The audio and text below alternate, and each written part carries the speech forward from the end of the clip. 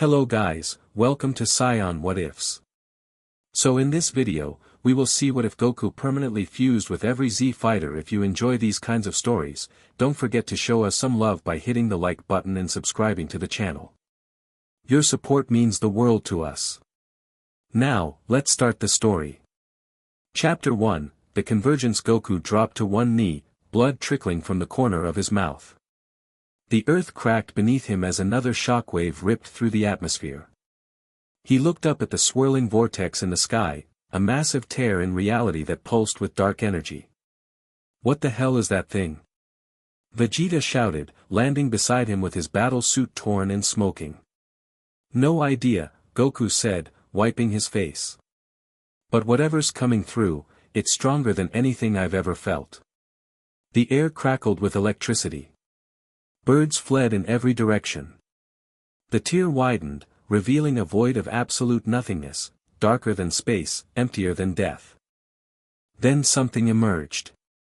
It started as a humanoid silhouette, tall and lean. As it fully materialized, Goku's eyes widened.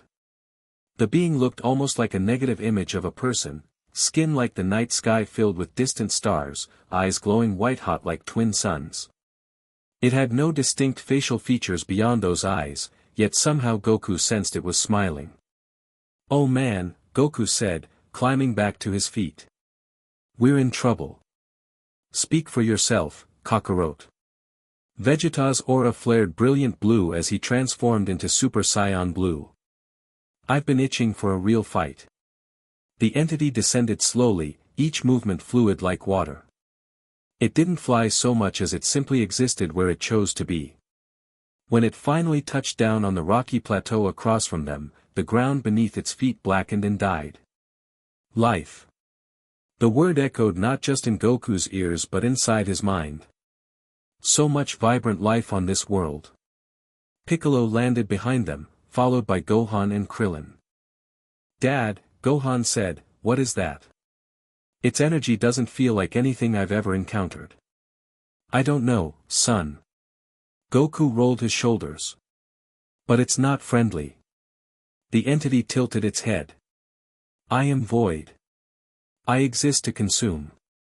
All returns to nothing eventually, I merely accelerate the process." "Yeah." Goku grinned despite the pain in his ribs. "Well, accelerate yourself back through that portal because Earth is under our protection." Void Starfield's skin rippled. Protection implies the possibility of safety. There is no safety from inevitability. Vegeta spat blood. Enough talk. He launched forward, a blur of blue energy. His fist connected with Void's chest, or should have. Instead, it passed through as if striking smoke. Void's arm elongated, wrapping around Vegeta's throat and lifting him. "Predictable," Void said. "The Vegeta of Universe 7. Pride. Rage. Power without patience. How do you know who I am?" Vegeta choked out. "I have consumed you before. In other realities. Other timelines." Void squeezed tighter. "Your techniques are already known to me." Goku didn't wait to hear more. He flashed into Super Saiyan God, then layered blue over it, his hair shimmering between colors as he unleashed a barrage of punches. This time, some connected. Void released Vegeta, focusing on Goku. "Interesting. Your energy signature differs slightly from the others I've absorbed." Goku pressed the advantage, each strike calculated, each dodge precise. Gohan. Piccolo. Hit him from different angles. They moved as one, a coordinated attack from three directions. Gohan's Masenko blasted Void from behind while Piccolo's special beam cannon struck from the left. Goku formed a Kamehameha, pouring every ounce of his power into it. Ha-ya! The blue energy wave engulfed Void completely. For a moment, Goku allowed himself to hope. Then the energy dissipated, revealing Void completely unharmed. "Is that all? I expected more from the defenders of Universe 7. Void moved. Not flew, not ran, simply existed in one space, then another. His hand pierced through Piccolo's chest before anyone could react. The Namekian gasped, purple blood spraying. No! Gohan screamed. Void lifted Piccolo up, and before their eyes, the Namekian's body began to dissolve, breaking down into particles of light that flowed into Void. His skin pattern changed, incorporating flecks of green among the stars. Fascinating. Namekian regeneration. Useful. Void flexed his hand, which now had claws like Piccolo's. You monster! Gohan charged, his aura exploding with rage. Gohan, wait! Goku shouted, but too late. Void caught Gohan's fist. Son of Goku. In some realities, you surpassed your father. In others, you failed to reach your potential. He twisted Gohan's arm. Let's see which version you are. Goku moved faster than he ever had, teleporting between them and kicking Void away from his son. Get back to Capsule Corp. Now. Tell Bulma we need everyone. Krillin grabbed Gohan's shoulder. He's right. We need to regroup. Vegeta wiped blood from his mouth. I don't retreat from battle. We're not retreating, Goku said, eyes locked on Void who was rising again. We're strategizing. Now go. Something in his voice must have convinced Vegeta because the prince nodded curtly. Don't die before I get back, Kakarot. That privilege belongs to me. They flew off while Goku faced Void alone. So you fought us before, huh? In other universes? Not fought. Consumed. Void circled him slowly. Thousands of Gokus, Vegetas, Piccolos. All thinking they were unique. All ending the same way. Then why even bother coming here? Sounds boring if you already know how it ends. Void paused. Because you are anomalies. In most realities, you never achieve the power you have here.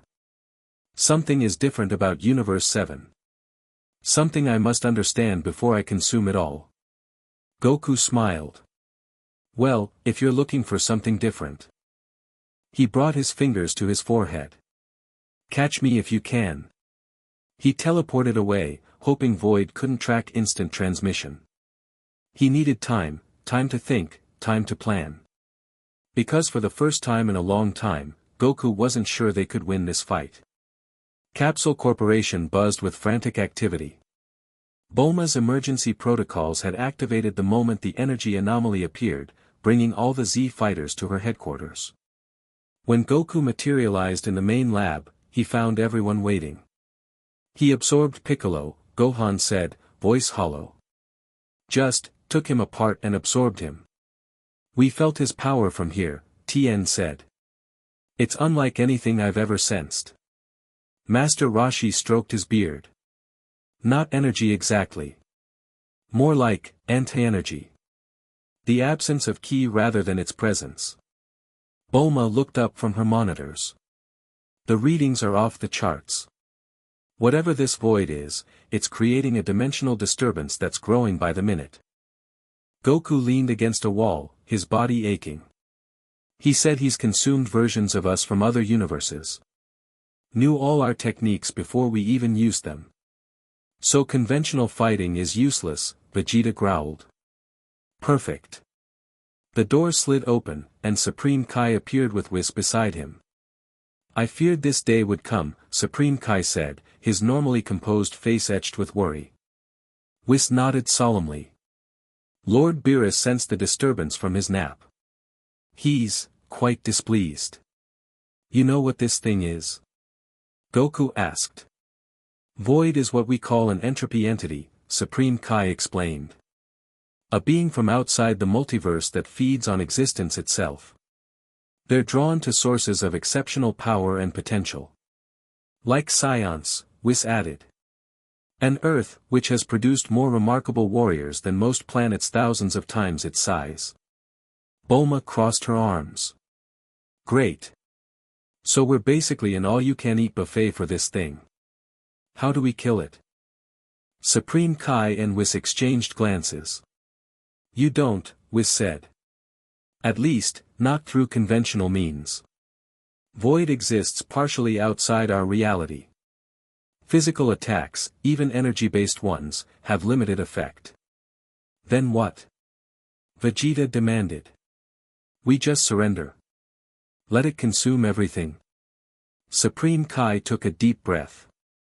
There is one possibility. A technique so forbidden that even the gods have agreed never to use it.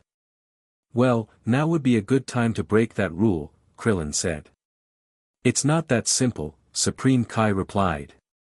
The technique I speak of is a form of fusion, but unlike the fusion dance or Potera earrings, it's permanent and irreversible. The room fell silent. What exactly does that mean? Goku asked. It means, Whis said, that two or more beings can combine into a single entity, forever. No time limit, no separation. The dominant consciousness remains while absorbing the abilities, memories, and aspects of the others. Like what Void did to Piccolo, Gohan whispered. Similar in result, different in method, Supreme Kai said. This fusion requires willing participation and complete surrender of self. It was forbidden because it essentially ends the existence of all but one participant. Vegeta scoffed. So your solution is for us to sacrifice ourselves? To whom? Kakarot, I assume. Supreme Kai nodded. Goku has the purest heart and the strongest base power. He would be the ideal vessel. No way, Goku shook his head. I'm not letting anyone sacrifice themselves for me. It's not about you, Whis said gently. It's about creating a warrior capable of defeating Void. Someone with the combined strengths of all the Z fighters, but none of their individual weaknesses. And you think that would be enough? Bulma asked. Not with just one fusion, Supreme Kai admitted. But the technique allows for multiple fusions over time. Each new addition increases the power exponentially. A crash shook the building. Outside, dark clouds swirled as the sky began to tear open again. Void had found them. Goku looked at his friends, at Gohan, who had lost his mentor, at Krillin, who despite being human had never backed down from any threat, at Vegeta, his rival and friend. There's no time to debate, Supreme Kai said urgently. Void is here. What's your decision? Before Goku could answer, Vegeta stepped forward. I'll do it. Everyone stared in shock. Vegeta? Bulma whispered. Don't misunderstand, he said, not meeting her eyes. This isn't sacrifice. This is pride. If only one of us can remain, it should be the strongest. And while it pains me to admit it, that's Kakarot. But Vegeta, Goku started. Shut up and listen for once, Vegeta snapped. You heard what they said. This thing has consumed versions of us from other realities. It knows our techniques, our strategies. The only way to beat it is to become something it's never faced before. He finally looked at Bulma, his expression softening slightly. Besides, I won't be gone. Not completely. Another explosion rocked the building. The ceiling cracked. We need to move, Whis said. I can teleport us to the sacred world of the Kai. The fusion ritual must be performed on hallowed ground.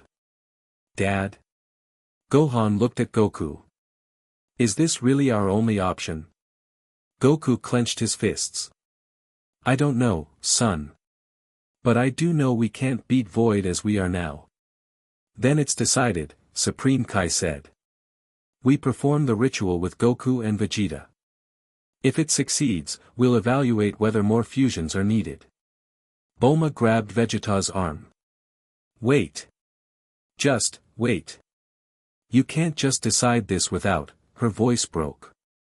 Vegeta put his hand over hers. Woman, after all these years, you still don't understand. A Saiyan never backs down from a fight, even one he can't win conventionally. But what about Trunks? What about, Trunks will understand someday. He has Saiyan blood too. Vegeta looked around at the others. Now let's go before that thing breaks through. Whis raised his staff. Everyone, gather close. As they huddled together, the ceiling finally gave way. Through the opening, Void descended, his body now streaked with green patterns reminiscent of Piccolo. There you are, he said, voice resonating through the building. Did you think you could hide? I can sense your potential across dimensions. Whis' staff glowed brightly. Now. Light engulfed them just as Void reached out. They vanished, leaving the entity grasping at empty air.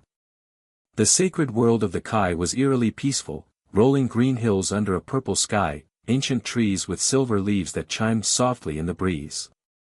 It seemed impossible that such tranquility could exist while Earth faced annihilation. Supreme Kai led them to a circular platform made of white stone. Ancient symbols carved into its surface glowed with soft light. This place was built for the ritual, he explained. The last time it was used was over 10 million years ago, when the gods faced a threat similar to Void. What happened? Krillin asked. They won, Whis said simply. At great cost. Supreme Kai turned to Goku and Vegeta. You must both be certain. Once begun, there's no turning back. Vegeta removed his gloves. Let's get on with it. Goku looked at his family, Chi-Chi holding back tears, Gohan standing tall despite his fear, Goten confused but trying to be brave. Then at Bulma, whose eyes never left Vegeta. I promise, Goku said to them, whatever happens, I won't let his sacrifice be for nothing. It's not sacrifice, Kakarot, Vegeta repeated. It's evolution. Supreme Kai instructed them to stand at opposite ends of the circle. Remove your shirts. The ritual requires direct contact with the heart chakra. They did as told. Supreme Kai began chanting in an ancient language, drawing symbols in the air that hung suspended, glowing with divine energy. The circular platform beneath them illuminated, one symbol at a time. Now, Supreme Kai said, walk toward each other. When you meet in the center, press your right hand against the other's chest, directly over the heart.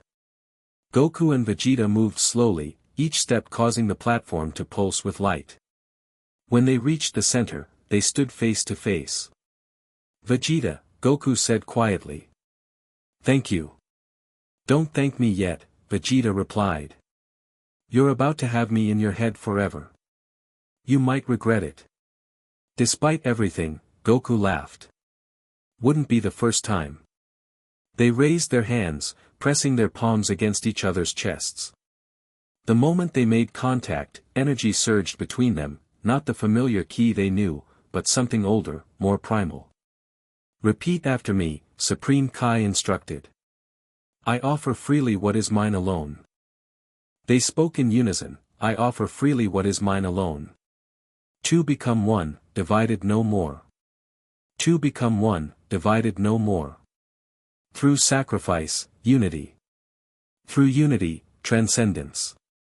As they repeated the final words, the energy flowing between them intensified. Goku felt as if his very soul was being pulled from his body, then slammed back with tremendous force. Vegeta gasped, his eyes widening as his body began to glow. Bulma, he whispered. Trunks. Then he dissolved into particles of light that flowed into Goku through his chest. The pain was indescribable, not physical but existential, as if every cell in his body was being rewritten. Goku screamed, his voice changing mid-cry as Vegeta's essence merged with his own. The others watched in awe and horror as Goku's appearance shifted subtly. His hair darkened slightly, taking on a reddish tint at the edges. His frame became a bit more compact, muscles denser. When he finally opened his eyes, they flashed between black and Vegeta's intense dark blue before settling somewhere in between. Goku? Gohan called hesitantly. He stood straighter, his posture changing to something more rigid, more controlled. When he spoke, his voice was still recognizably Goku's, but with subtle inflections of Vegeta's sharper tones. I'm here. He looked at his hands in wonder. We're here. Did it work? Krillin asked. Yes, Supreme Kai confirmed. The fusion is complete. They are now a single entity. Chi-Chi approached cautiously. Goku? Is it still you? He looked at her, his expression softening. Yes, Chi-Chi, I'm still Goku. But I'm Vegeta too. I can feel him, his memories, his power, his... He smirked in a very Vegeta-like way, his irritation at practically everything. Bulma stepped forward, tears streaming down her face. Vegeta? Can he hear me? He doesn't just hear you, Goku said gently. He feels what I feel, sees what I see. He's not gone, Bulma. He's part of me now. She reached out hesitantly, touching his face. His eyes. I can see him in your eyes. This is all very touching, Whis interrupted, but we don't have much time. Void will track us here eventually. Right. Goku rolled his shoulders, feeling new power coursing through him. Time to test what we can do. He took a stance that was neither Goku's relaxed posture nor Vegeta's rigid form, but something in between. When he powered up, his aura flared gold, then blue, then something entirely new, a deep violet energy that crackled with intensity. Incredible, Supreme Kai breathed. The fusion amplified their power beyond what either could achieve alone. Goku moved through a series of strikes and kicks, his style a seamless blend of Goku's creative improvisation and Vegeta's technical precision. This feels amazing. I know techniques I never learned. That's the point, Whis said. You've gained Vegeta's knowledge and abilities while retaining your own. Goku stopped suddenly, wincing. But there's something else too. His thoughts, his feelings. It's like having a conversation in my head that never stops. The mental adjustment will be the hardest part, Supreme Kai warned. Two personalities sharing one consciousness can be challenging. I can handle it, Goku said, then frowned. We can handle it. A rumble shook the sacred ground. In the distance, the sky tore open just as it had on Earth. He found us, Whis said. Sooner than expected. Goku turned toward the rift, his new aura flaring. Good. I want to test what we can do. Be careful, Supreme Kai cautioned. Even with the fusion, Void is extremely dangerous. Get everyone to safety, Goku said, his voice resonating with dual tones. I'll handle this. As the others retreated to a safer distance, Goku flew toward the expanding tear in reality. Void emerged, his starfield body now showing patterns of green and purple, remnants of Piccolo and other beings he'd absorbed. What's this? Void tilted his head. Something has changed. Your energy signature is different. Goku hovered before him, power radiating from every pore. You've been consuming beings across universes, taking their powers for yourself. Let's see how you like a taste of your own medicine. Fascinating, Void said. You've combined yourselves. How primitive. I don't take parts, I consume wholes. Then come and try to consume me. Void attacked, moving faster than before. But this time, Goku saw it coming. Vegeta's combat instincts combined with Goku's reflexes allowed him to sidestep the strike and counter with a blow that actually connected, sending Void reeling. How? Void demanded. I know all your techniques. No, Goku corrected, you knew our individual techniques. You've never faced us together. He pressed the advantage, moving with a fighting style that flowed from Goku's Turtle School foundation to Vegeta's Saiyan Elite techniques without pause. Each strike built upon the last, creating combinations neither warrior would have conceived alone. Void adapted quickly, his body shifting to absorb some blows while counterattacking with tendrils of dark energy. Impressive, but futile. I've consumed gods before. Maybe, Goku said, dodging a strike while forming a ball of energy unlike anything he'd created before, Goku's Kamehameha spiraling around Vegeta's Gallic gun. But you've never consumed me. He unleashed the hybrid attack. Gallic Kamehameha. The purple-blue energy wave struck Void directly, pushing him back toward the dimensional rift. For the first time, the entity showed signs of damage, parts of his starfield body dimming. Impossible, Void gasped. You're just mortals. We're more than that now, Goku replied. He gathered more energy, this time forming it into a disc, a Destructo disc enhanced with Royal Scion Ki. We're something new. The enhanced disc sliced through Void's shoulder, severing his arm. Unlike Piccolo, he couldn't regenerate instantly. The limb dissolved into nothingness while Void clutched the wound. This changes nothing, Void snarled. You've merely delayed the inevitable. He retreated toward the rift, his damaged form flickering. I will return stronger. And when I do, your fusion trick won't save you.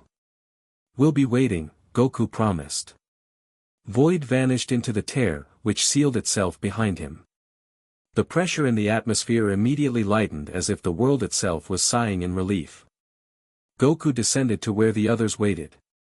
The violet aura around him faded, leaving him looking almost normal again, except for those changed eyes and the subtle differences in his bearing. You did it! Gohan exclaimed. For now, Goku said. He'll be back. And he'll be stronger. So will we, Supreme Kai said. The fusion was successful beyond my expectations. Your combined power drove him away. It wasn't just power, Goku explained. It was unpredictability. He couldn't anticipate our movements because we were fighting in a way neither of us had fought before. Whis nodded. Precisely. Void consumes and learns, but he can only counter what he understands. Your fusion created something new, something outside his experience. Chi-Chi approached, still hesitant. Does this mean you'll stay like this forever? Part Goku, part Vegeta. Goku took her hand gently. Yes. The fusion is permanent. I'm still me, Chi-Chi, but I'm more than I was before. He looked at Bulma. And Vegeta is still here too. I can feel his concern for you, for Trunks. Will you tell him, Bulma asked, voice cracking, that we love him? That we're proud of him? He knows, Goku said softly. He can feel everything I feel, hear everything I say. And right now, he's telling me that if I get too sentimental, he'll find a way to take control and punch me in the face. That broke the tension. Even Bulma laughed through her tears. That's definitely Vegeta, she said. So what happens now? Krillin asked. Is this enough to stop Void when he comes back? Goku looked toward the sky where the rift had been. I don't think so. He was hurt, but not defeated. And he's adaptable. Next time, he'll be ready for us. Then we need to be stronger, Gohan said. Supreme Kai nodded. Which means more fusions may be necessary. The words hung in the air, heavy with implication. Who would be next? Who else would have to surrender their individual existence to strengthen their combined defender? Let's not make that decision yet, Goku said, sensing the growing tension. We need to train first, learn to master what we've already become. Agreed, Whis said. You must harmonize the two personalities within you before attempting another fusion. Otherwise, the mental strain could be catastrophic. How long do you think we have before Void returns? Tien asked. Days, perhaps, Supreme Kai replied. Maybe weeks if we're fortunate. He was significantly damaged. He'll need time to recover and adapt. Then we use that time, Goku said decisively. I need to understand everything we can do now. As they prepared to return to Earth, Goku stood apart for a moment, having an internal dialogue no one else could hear. The Goku part of him felt grief and responsibility for Vegeta's sacrifice. The Vegeta part bristled at being thought of as gone, insisting he was still very much present and still very much annoyed by Kakarot's sentimental nature. We're going to need to work on this, Goku muttered to himself. Of course we are, you soft-headed fool, Vegeta's voice echoed in his mind. But first, we need to get stronger. Because next time, we're going to destroy that thing completely. For once, both sides of him were in perfect agreement. 3 days passed in intense training. Goku, or Goku Geta, as Krillin had jokingly called him until both sides of his personality told him to stop, struggled to find balance. Sometimes he moved with Goku's carefree agility, other times with Vegeta's methodical precision. When the two internal approaches conflicted, his body would actually freeze mid-motion. You need to stop fighting yourself, Whis advised during a particularly frustrating session. Don't think of it as Goku's way versus Vegeta's way. Find a third way, your way. Easier said than done, Goku replied, rubbing his temples. We don't exactly have the most compatible fighting philosophies. Perhaps not, Whis said. But you have compatible goals. Focus on that. By the 4th day, something clicked. Instead of alternating between styles or trying to compromise, Goku began developing entirely new techniques that drew from both warriors' strengths. Vegeta's precision enhanced Goku's power.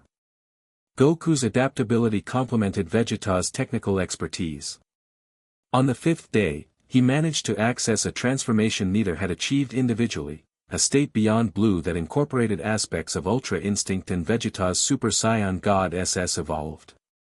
His hair flashed silver violet, his body surrounded by an aura of the same color infused with dancing particles of light. Remarkable, Whis said. You've discovered something new. It feels right, Goku replied. Not like borrowing someone else's power, but like finding something that was always meant to be ours. That evening, he returned to Mount Paozu. Chi-Chi had kept his dinner warm, enough food for 2 Saiyans, though only one body now existed to eat it. Some habits died hard. How's the training going? She asked as he devoured the meal. Better. Still weird having arguments with myself, though. Chi-Chi sat across from him, watching his face. You seem more settled today. We're figuring it out, Goku said between bites. It's like learning to drive with 2 steering wheels. Took a while to stop pulling in opposite directions. She reached across the table, touching his hand. And what about everything else? Your life here. With me? Goku paused, chopsticks halfway to his mouth. This was the conversation he'd been avoiding. The personal implications of being half Vegeta hadn't been his priority with Void's return looming. Chi-Chi, he felt Vegeta's consciousness stir within him, uncomfortable with the direction of the conversation. I'm still your husband, Goku continued carefully. Those feelings haven't changed. But you have changed, she said softly. I can see it. You stand differently. You think before you speak now. Sometimes you even scowl like him. I know. And I won't pretend I'm exactly the same Goku you married. But the part of me that loves you is still here. This is ridiculous, Vegeta's voice grumbled in his mind. Tell her to stop being sentimental and focus on the threat at hand. She needs reassurance, Goku replied internally. You do the same for Bulma. The mental equivalent of a scoff was his only answer. Chi-Chi squeezed his hand. I'm trying to understand. It's just so strange, knowing part of you is someone else. Someone who has his own family, his own life. I know. Believe me, it's strange for us too. Goku looked into her eyes. But we'll figure it out. One step at a time. As he finished eating, Gohan arrived with news. Bulma's picked up energy disturbances in the northern mountains, he reported. Similar to when Void first appeared, but smaller. She thinks he might be sending scouts. Goku stood immediately. I'll check it out. I'm coming with you, Gohan said. No. If it is Void, it's too dangerous. I need to handle this alone. Dad, you can't keep treating me like a kid. I'm strong enough to help. Goku placed his hands on Gohan's shoulders. I know how strong you are. That's exactly why I need you here, protecting everyone else in case this is a diversion. Gohan studied his father's face, the face that now held traces of Vegeta's sharper features. That sounds like something Vegeta would say. Strategic thinking. Maybe it is, Goku admitted. And maybe that's not a bad thing. He stepped outside, powering up.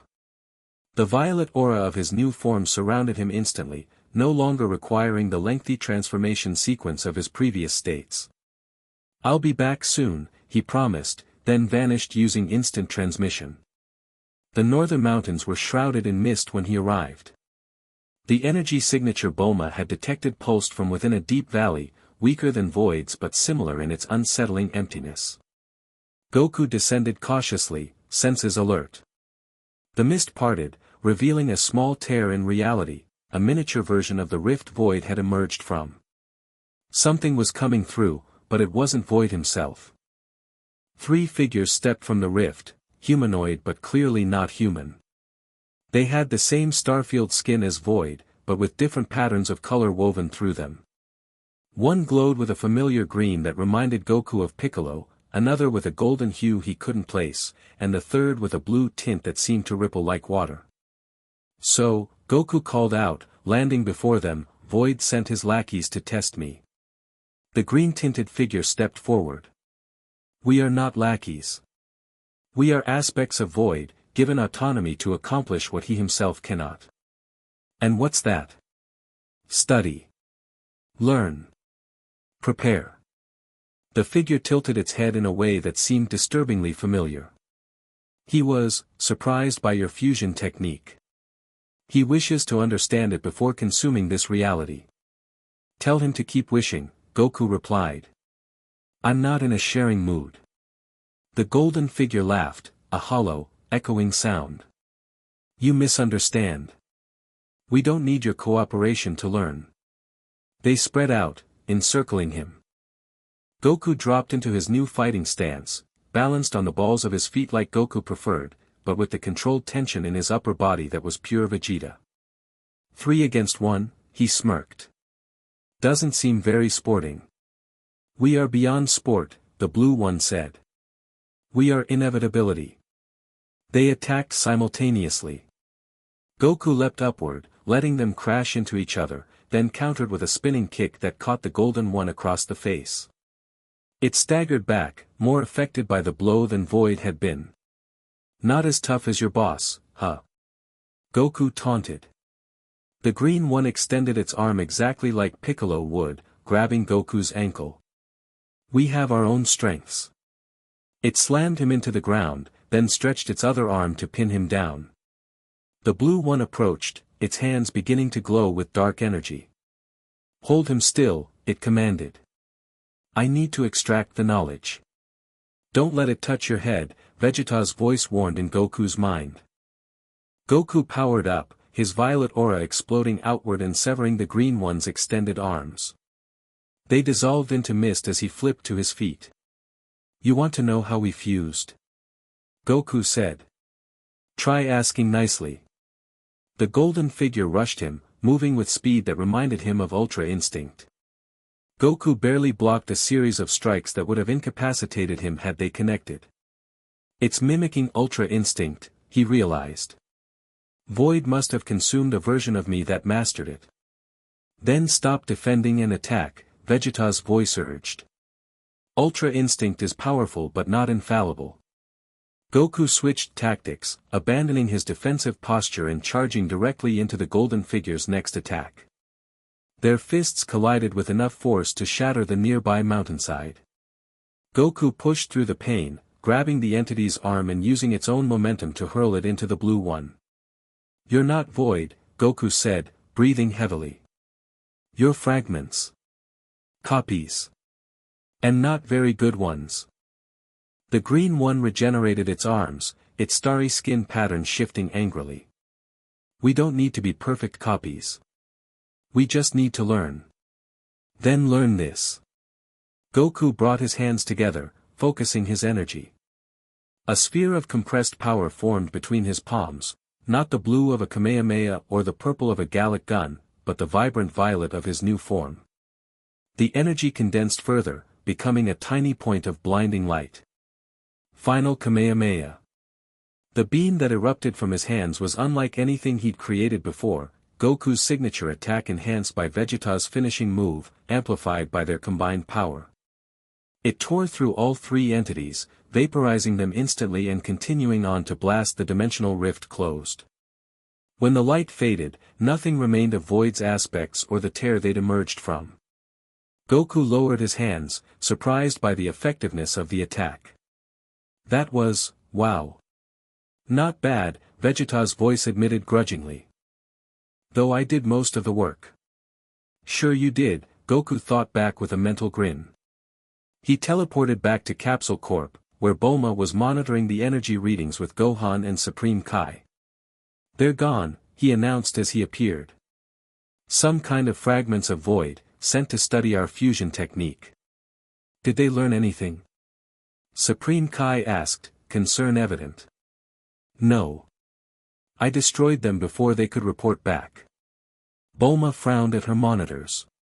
The energy signature is completely gone. But if Void could send these fragments. He's getting stronger, Gohan concluded. Able to project his power even while recovering. Exactly, Goku nodded. And those fragments had abilities from beings he's consumed. One of them could use techniques like Piccolo's. Another seemed to have Ultra Instinct. Supreme Kai paled. If he's absorbed a version of you with Ultra Instinct mastery. Then we need to step up our game, Goku finished. How? Bulma asked. You're already pushing the limits of what the fusion can do. Goku looked at Supreme Kai. We need to consider another fusion. So soon? Supreme Kai seemed troubled. You're still adjusting to the first one. Adding another consciousness could be dangerous. More dangerous than Void returning at full strength. No one had an answer for that. Who would it even be? Gohan asked quietly. Who else would volunteer? The question hung in the air. Sacrificing individual existence wasn't a small matter. Vegeta had done it partly out of pride, partly out of necessity. Would anyone else be willing? I've been thinking about that, Goku said slowly. If we're facing a being with Piccolo's abilities and my Ultra Instinct, we need someone with different strengths. Someone strategic, disciplined, with techniques neither Vegeta nor I possess. He looked directly at Gohan. Someone like Piccolo would have been perfect. Piccolo's gone, Gohan said bitterly. I know. But there's someone else who might help. Someone who thinks differently from both of us. Who? Bulma asked. Goku smiled slightly. Piccolo trained him. And he's never backed down from helping Earth, no matter the personal cost. Understanding dawned on their faces. Tien, Gohan said. Goku nodded. Tien. Convincing Tien wasn't easy. Unlike Vegeta, he had no Saiyan pride driving him to be part of the strongest warrior. But he did have an unshakable sense of duty and, after witnessing the fragments Void had sent, an understanding of the threat they faced. You're sure this is the only way? Tien asked as they stood once again on the sacred platform. I'm sure it's our best chance, Goku replied honestly. Your techniques, your discipline, they could give us an edge Void won't expect. Tien closed his eyes briefly. I've spent my life seeking enlightenment, pushing beyond my human limitations. Perhaps this is just another step on that path. Supreme Kai prepared the ritual circle once more. The process will be the same, but the result may differ. Adding a third consciousness creates more complexity. I understand, Tien said. He looked at Kaiotsu, who watched with tearful eyes.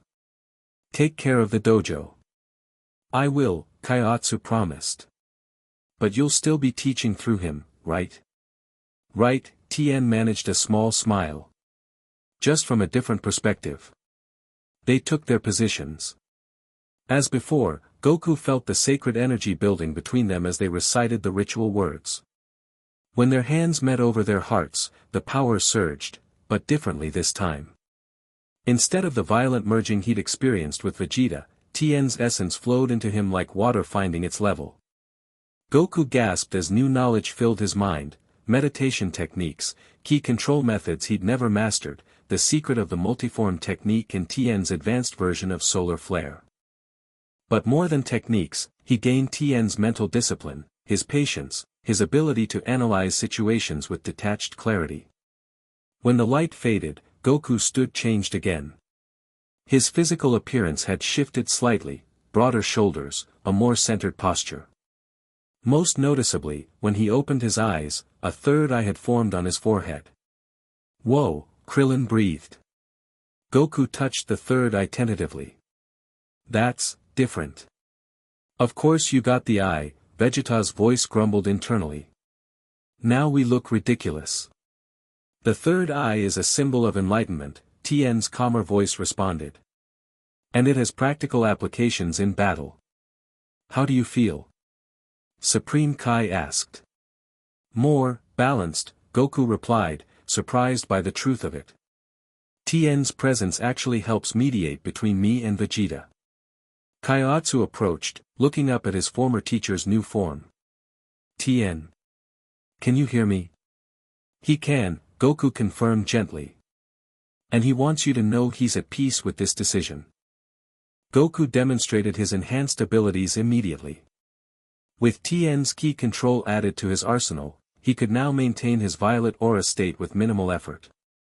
The third eye provided nearly 360-degree vision, eliminating blind spots in combat. Most impressively, he could now perform a modified multiform technique that didn't divide his power equally among the copies. Instead, he could create two slightly weaker duplicates while maintaining most of his strength in his primary body. "This could be the advantage we need," Whis observed. "Void expects to face a single opponent, no matter how powerful. Multiple bodies attacking simultaneously from different angles could overwhelm his defenses." They had little time to celebrate this new development. That very night, energy disturbances appeared worldwide, dozens of small rifts opening simultaneously. "He's testing our defenses," Goku said as they gathered at Capsule Corp's command center. "Trying to spread us thin." Bulma pointed to the largest energy signature on her monitor. "This one's different. Stronger than the others." "That's where Void will come through," Goku said with certainty. "The rest are distractions." "But we can't ignore them," Gohan argued. "What if they attack populated areas?" "They will," Goku said grimly. "That's the point, to force us to divide our strength." Krillin looked at him. "So what's the plan?" Goku closed his eyes, accessing Tien's strategic mind and Vegeta's tactical experience along with his own battle instincts. When he opened them again, all three eyes focused with intensity. "We give Void exactly what he wants, me, alone, at the main rift. Meanwhile, the rest of you handle the smaller incursions." "That's suicide," Chi-Chi protested. "No," Goku smiled confidently. "It's strategy. Because I won't actually be alone."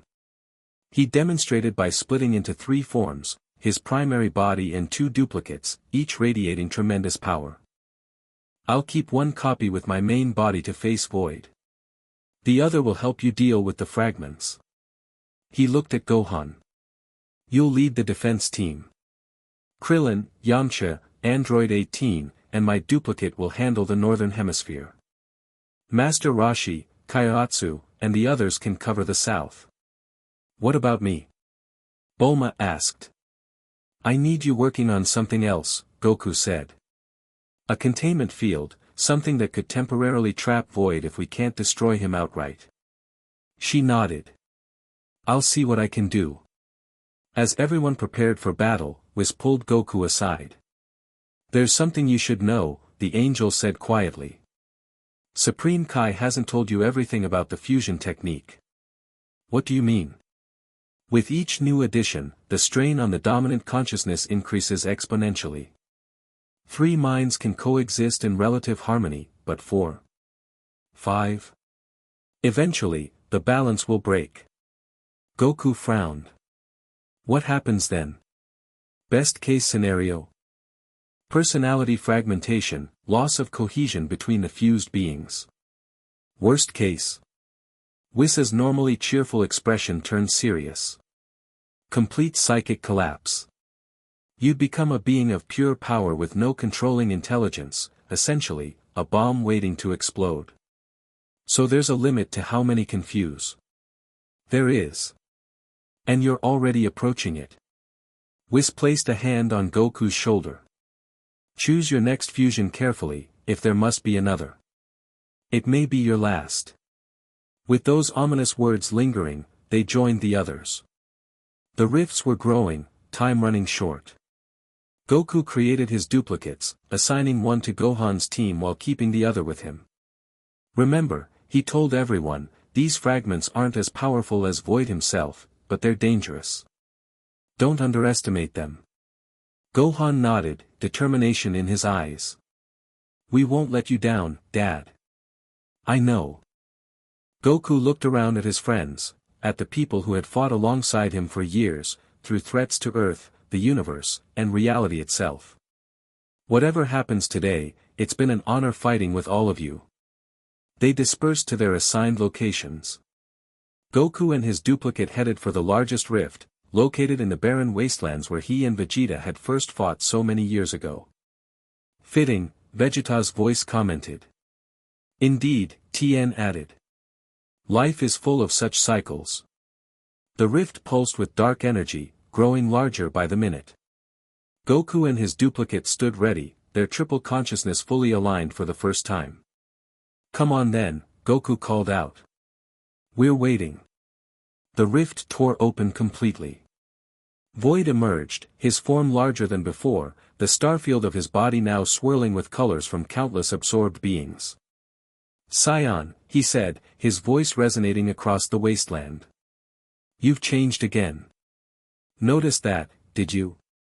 Goku smirked. Your fragments weren't very observant. Mere probes, nothing more. Void's gaze fixed on Goku's third eye. Another fusion. How desperate you must be. Not desperate. Evolving. Goku powered up, his violet aura blazing around both his primary body and the duplicate. Question is, have you evolved enough to handle us? Us? Void laughed. Your duplicate trick is primitive. I've consumed beings who could create 1,000 perfect copies of themselves. Maybe. But I bet they didn't have what we have. And what's that? Goku smiled. 3 minds working as one. He attacked, both bodies moving in perfect synchronization but with completely different fighting styles. His primary form used the blended Goku-Vegeta approach that had hurt Void before, while the duplicate employed Tien's more disciplined techniques.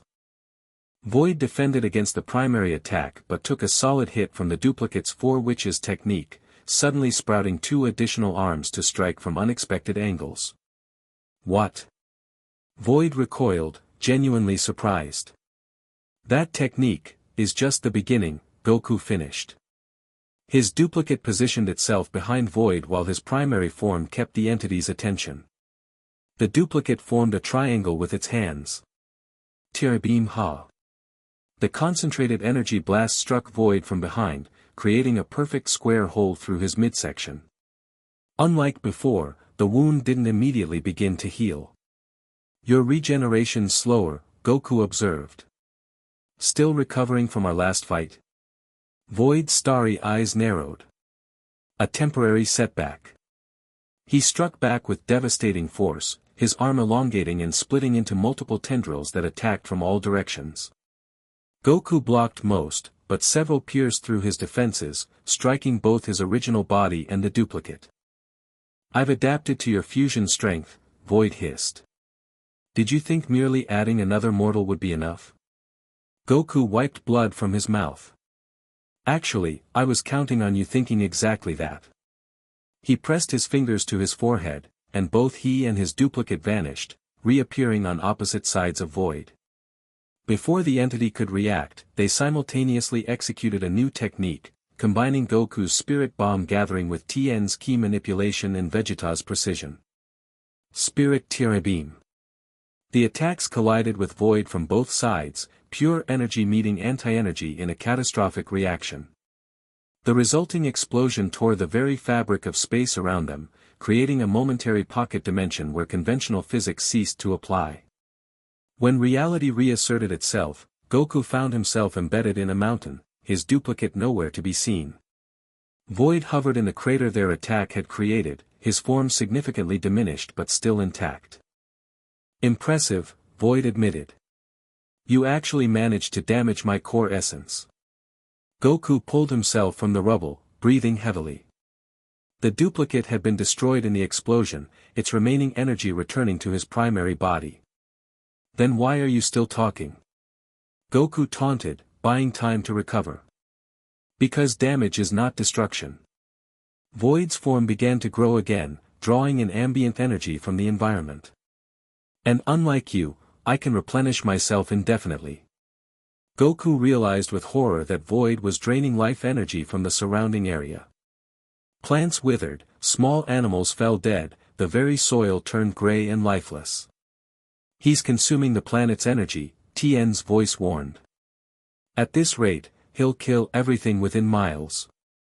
We need to contain him, Goku thought. Bulma, where's that containment field? As if in answer, his communicator crackled. Goku. Bulma's voice came through. I've got something, but you need to hold him in one place for at least 30 seconds. Can you do that? I'll try, Goku replied.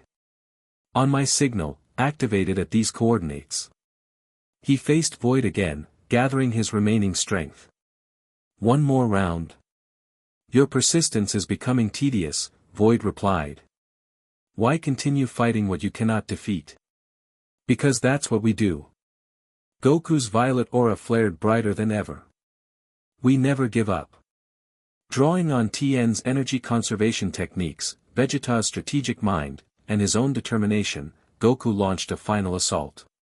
He moved faster than he had before, striking with precision rather than power, targeting the wound their combined attack had created.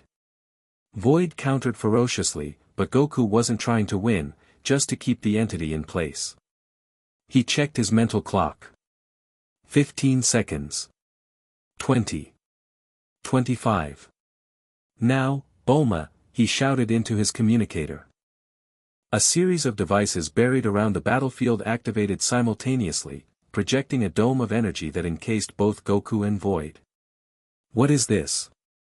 Void demanded, striking the barrier only to have his attack absorbed and reflected back. Something my friend cooked up, Goku said, backing away. A containment field that uses your own anti-energy against you. The more you fight it, the stronger it gets. You've trapped yourself as well, fool. Not exactly. Goku brought his fingers to his forehead, concentrating on a specific energy signature miles away. But instead of teleporting, he frowned. What? The containment field blocks all energy transmission, Void laughed. Including your instant movement technique. He's right, Vegeta's voice confirmed. We're trapped in here with him. Or he's trapped in here with us, Tien countered. Goku assessed the situation rapidly. The containment field would hold Void temporarily, but he couldn't escape either. And while trapped, Void would continue absorbing energy, including his. There was only one option. Bulma, he called into his communicator. The field works both ways. I can't get out. What? But that means, it means I need you to do something else. Remember that failsafe we discussed? I need you to activate it. A pause. Goku, no. There has to be another way. There isn't. He watched Void testing the barrier, methodically searching for weaknesses. He'll break free eventually. This is our only chance to stop him for good. But you'll be, I know. Goku's voice softened. Tell everyone, tell them thank you. For everything. He switched off the communicator before she could protest further. Void had stopped his examination of the barrier, turning his attention back to Goku. What failsafe? He asked suspiciously. Goku smiled. Insurance policy. This containment field isn't just a barrier, it's a dimensional pocket. And in about 2 minutes, it's going to collapse inward, compressing everything inside to a singularity. You're bluffing. Am I? Goku sat down cross-legged on the ground. Guess we'll find out. Void attacked the barrier with renewed fury, but as Goku had explained, each strike only strengthened the field. Inside Goku's mind, 3 voices conferred rapidly. Is this really our only play?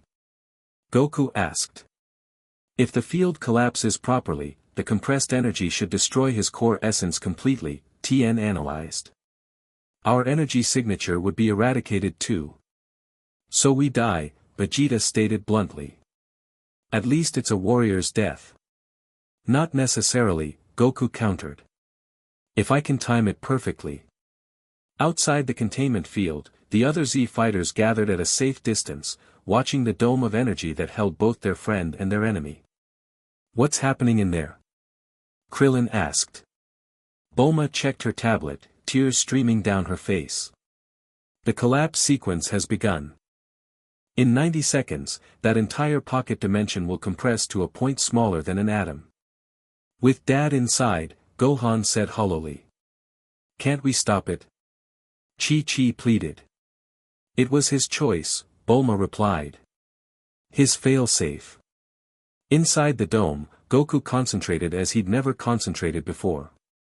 Using Tien's meditation techniques, he reached a state of perfect calm despite the chaos around him.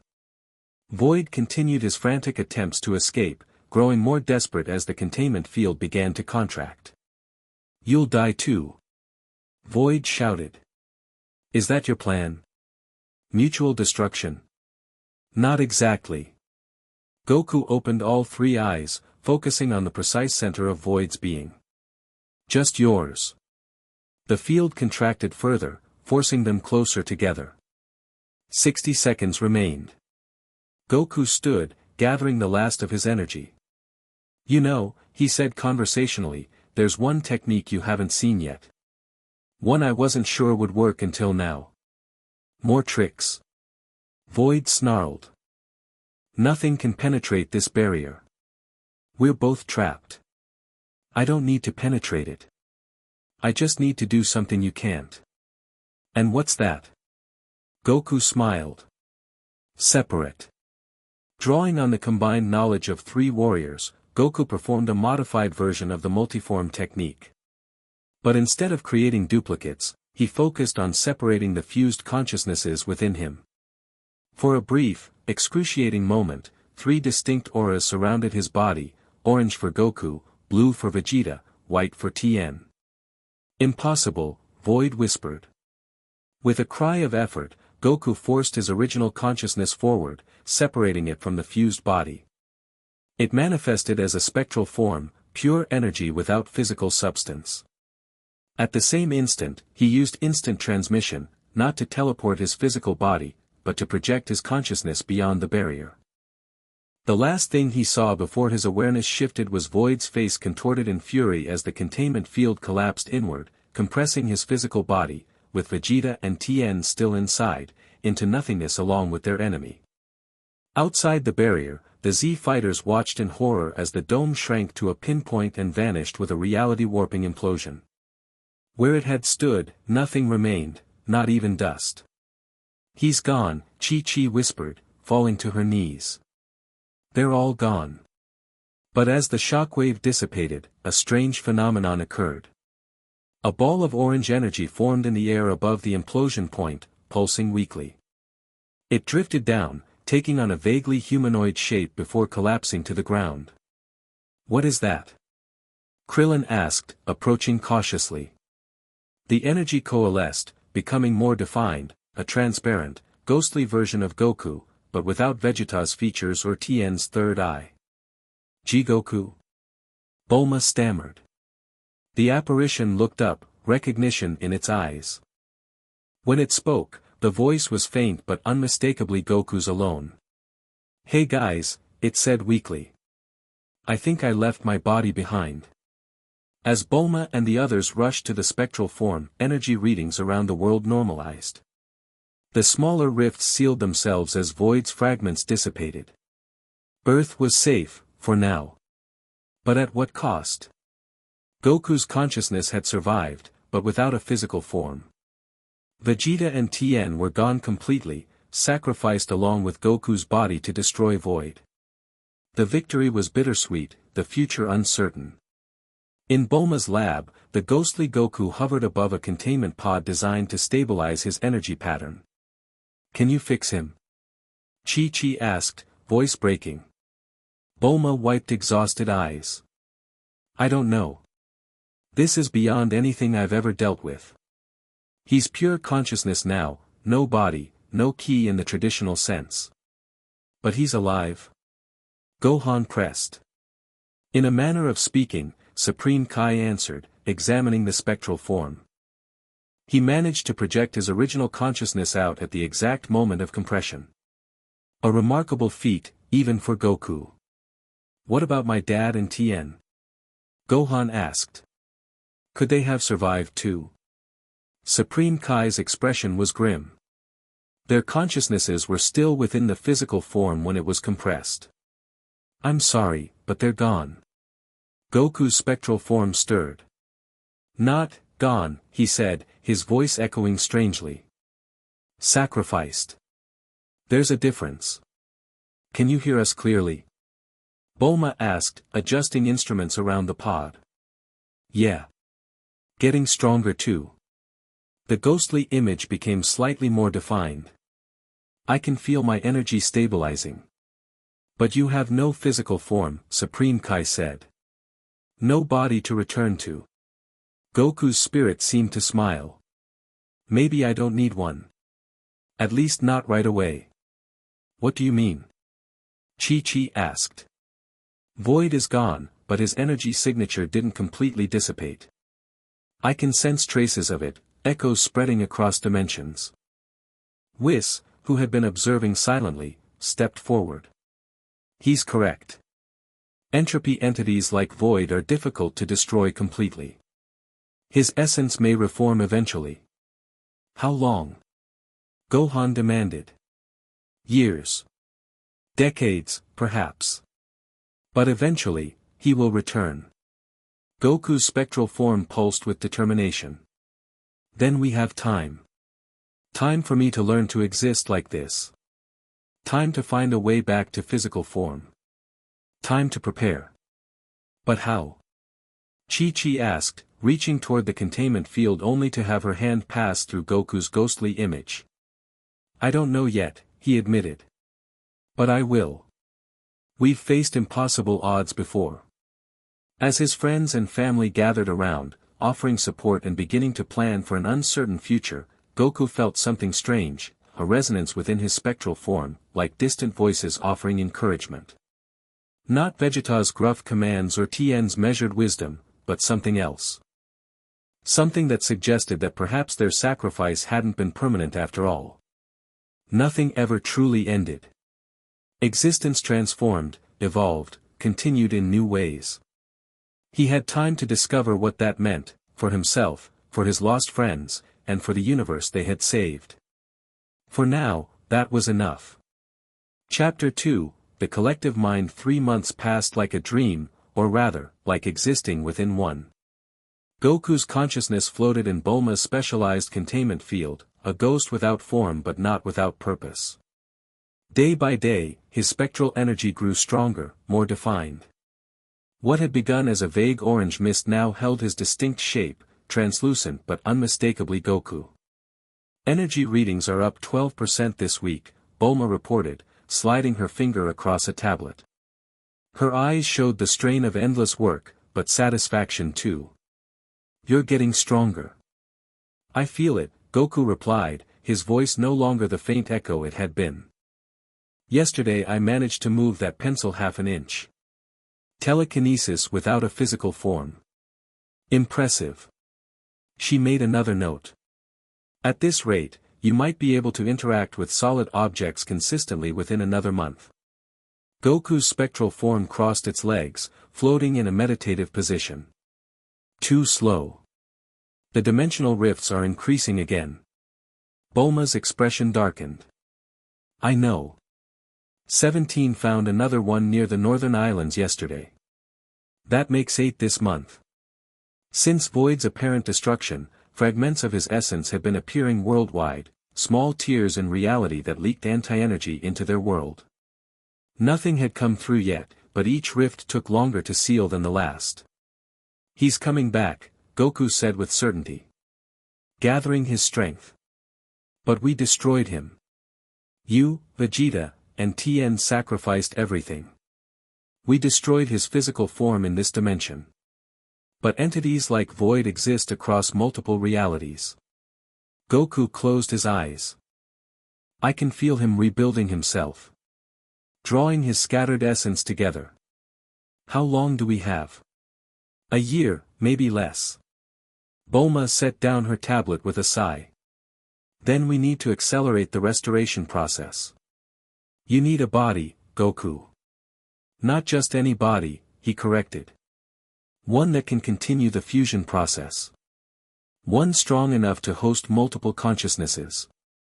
The door slid open, revealing Gohan with Master Roshi beside him. The old master carried an ancient wooden box, weathered with age. We might have something, Gohan said. Master Roshi found it in his archives. The turtle hermit set the box down carefully. When you mentioned needing a vessel, it reminded me of an old legend. Took me weeks to find the actual scroll. He opened the box, revealing a yellowed parchment covered in faded symbols. The vessel of collected souls. According to this, ancient warriors once created containers for their spirits when their bodies failed them. Bulma scanned the document with her tablet. This is... I don't even recognize half these symbols. They're from the language of the gods, Master Roshi explained. Before my time, even. But I've managed to translate most of it. Goku drifted closer. And it can give me a physical form again?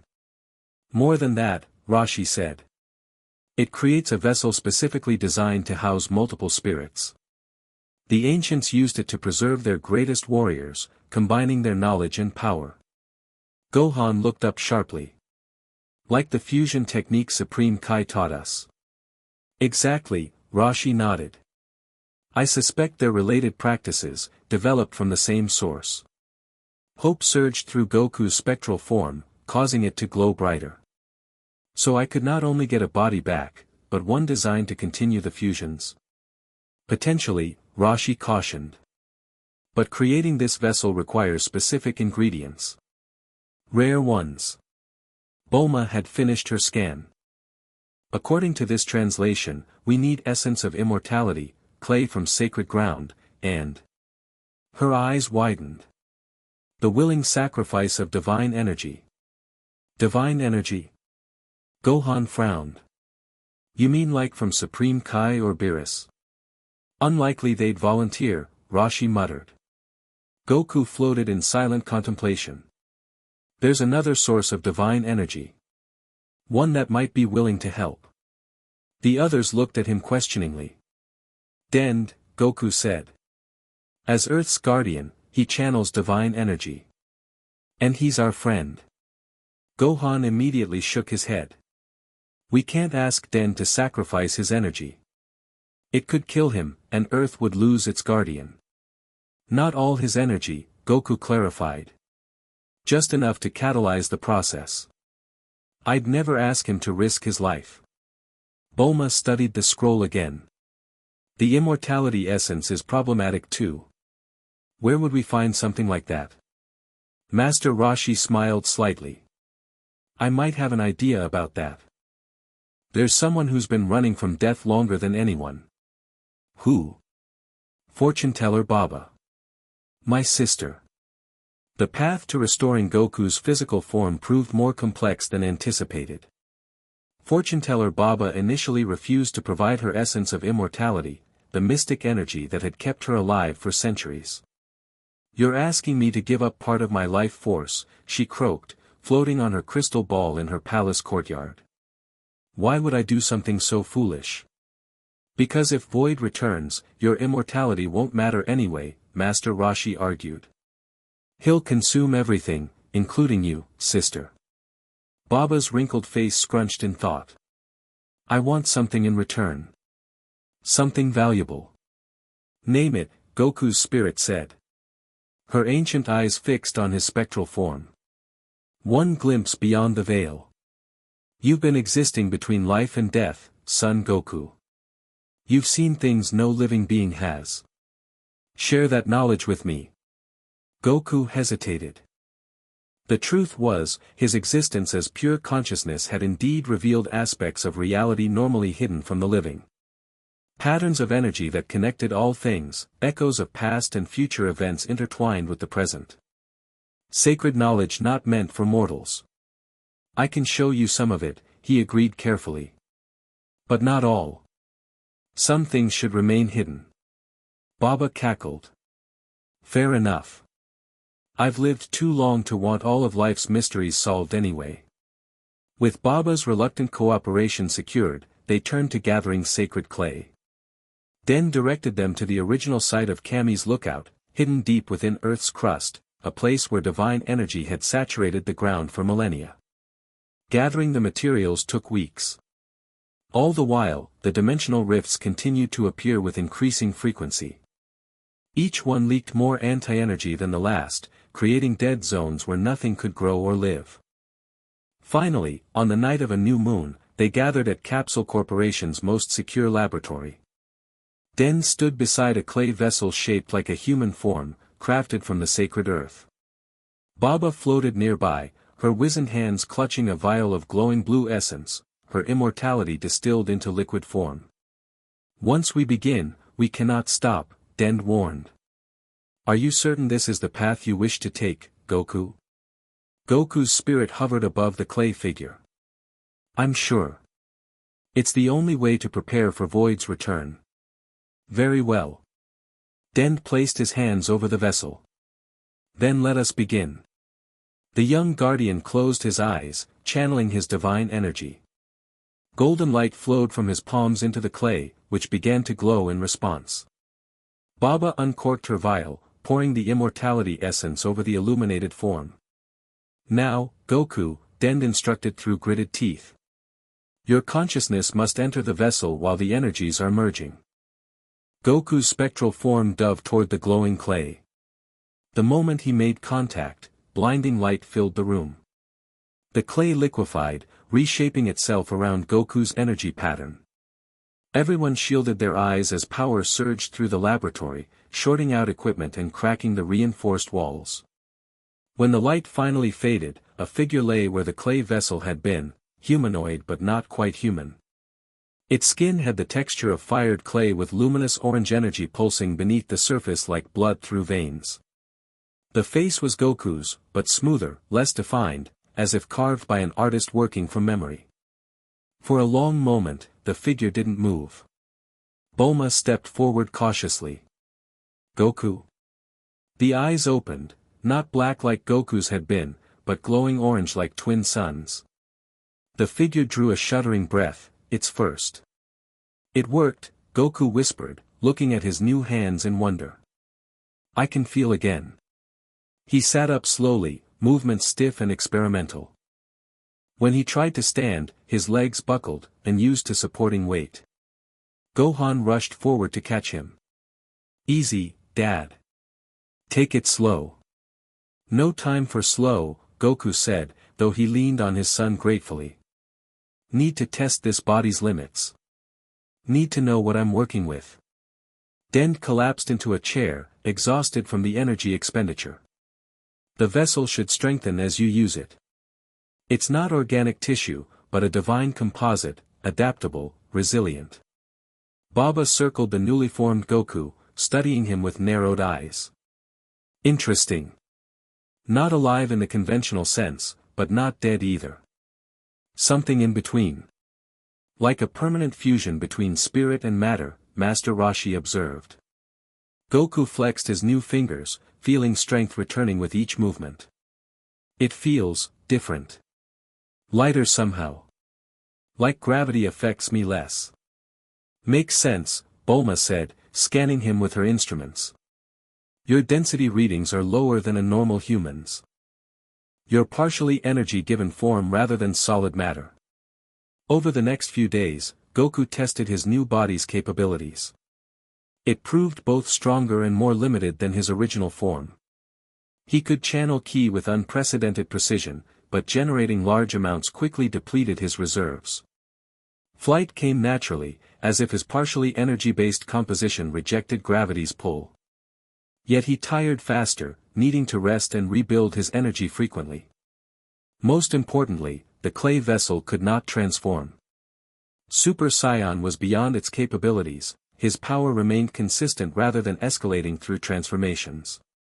It's the lack of Saiyan biology, Bulma explained after running tests. This body doesn't have cells that respond to battle stress the way your original one did. But it's perfect for fusion, Supreme Kai observed when he came to examine the result. It's essentially a living conductor for spiritual energy. Additional consciousnesses can be added without the strain a normal body would experience. Then we need to continue the fusion process, Goku said, sitting cross-legged in the training chamber. With Vegeta and Tien gone, I need new partners to reach the power level necessary to defeat Void. Krillin, who had been watching silently, stepped forward. I volunteer. Everyone turned to him in surprise. Krillin, you don't have to, Bulma started. Yes, I do. His expression was resolute. I've been fighting alongside Goku since we were kids. I've always been the first to jump in, even knowing I'm outmatched. Why stop now? Goku stood, placing a hand on his oldest friend's shoulder. You understand what this means? It's not like the times you've been wished back with the Dragon Balls. This is permanent. I know. Krillin smiled slightly. But like Vegeta said, it's not sacrifice. It's evolution. Besides, he glanced at Android 18 who watched from the doorway, part of me will still be here. And this way, I can finally help at a level that matters. 18 approached, her normally stoic face showing rare emotion. You don't need to prove anything, Krillin. I'm not proving, he replied, taking her hands. I'm helping. The way I always have. He looked up at her. Remember what you told me after the Tournament of Power? That you were proud I never stopped trying despite the power gaps between me and the others? She nodded slowly. This is the ultimate extension of that. My techniques, my experience, they can still make a difference as part of something greater. No one argued after that. The decision was Krillin's to make, and he had made it. 2 days later, they gathered at the sacred world of the Kai. The ritual circle glowed with anticipation as Goku and Krillin stood at opposite ends. This will be different from previous fusions, Supreme Kai warned. Goku's new form is designed as a vessel, but we haven't tested its capacity yet. Krillin rolled his shoulders. Let's find out.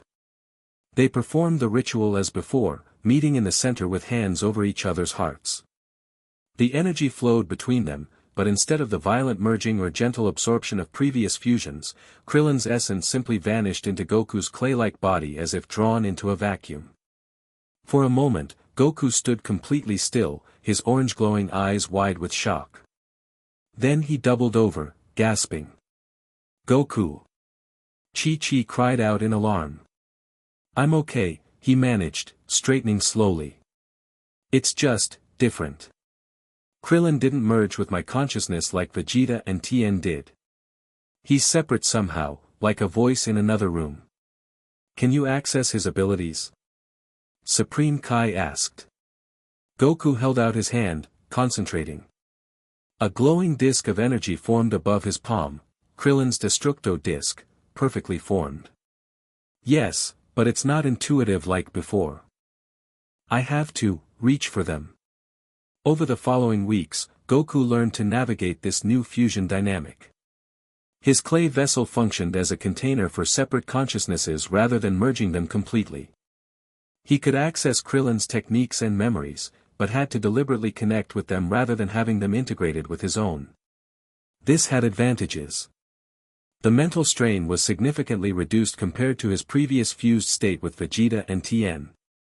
No conflicting personalities fought for dominance. But the power boost was also less substantial, more additive than multiplicative. "We need more," Goku concluded after a training session where he'd barely contained a minor dimensional rift that had opened near West City. "Krillin's techniques are valuable, but we need raw power too. Who else would be willing?" Bulma asked. They had gathered at Capsule Corp to monitor the increasing rift activity. "Most of the Z fighters have families, lives they'd be giving up." "I'll do it." The voice came from the doorway where Gohan stood, resolution etched on his face. "No," Chi-Chi immediately protested. "Absolutely not. We've already lost Goku as he was. I won't lose my son too." "Mom," Gohan said gently, "I've thought this through. Dad needs someone with Saiyan power, and I'm the strongest option available." "What about Videl? What about Pan?"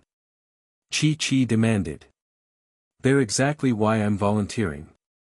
Gohan removed his glasses, setting them aside. "Pan deserves a future. All our children do. If Dad faces Void without enough power, there won't be a world left for any of them." Goku studied his son, pride mixing with reluctance. "Gohan, I can't ask this of you." "You're not asking. I'm offering." Gohan's expression softened. "Besides, it's different with your new vessel. Krillin is still himself within you, not absorbed completely.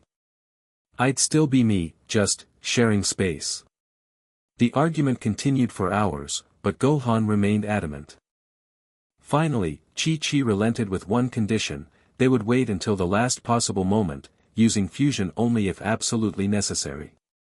They didn't have to wait long. 3 days later, the largest rift yet tore open over Satan City. From it emerged not Void himself, but something nearly as terrible, a humanoid figure composed of swirling anti-energy with physical characteristics reminiscent of multiple Z fighters. "He's created a champion," Supreme Kai observed grimly as they watched the being descend upon the city. "A composite of warriors he's absorbed from other realities." The entity moved with Piccolo's strategic precision, attacked with techniques resembling perfected versions of Goku and Vegeta's signature moves, and regenerated damage with alarming speed. When 18, 17, and Tien attempted to engage it, they were brutally outmatched. Goku arrived just in time to prevent Tien from being absorbed, pulling him clear with a burst of speed his new body provided. "Fall back," he ordered. "This isn't an enemy you can defeat." "Then who can?"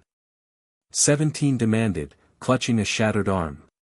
Goku faced the composite being, which had paused its attack to study him. "I can. But I need to be more than I am now." The being tilted its head. "Vessel," it said in a voice that echoed as if multiple people spoke at once. "Void sends his regards." "He survived," Goku stated rather than asked. "As essence, scattered but reforming. I am his herald, sent to prepare his way." The herald gestured toward the fallen city. "This world has been marked for consumption. Tell your master he'll have to go hungry." Goku's eyes glowed brighter as he channeled his energy. "This world is protected." The herald laughed, a disturbing, multi-toned sound. "Protected? By what?" "A clay doll housing fragments of once great warriors." It moved with blinding speed, appearing directly before Goku. "Let me show you true fusion." Their battle shook Satan City to its foundations.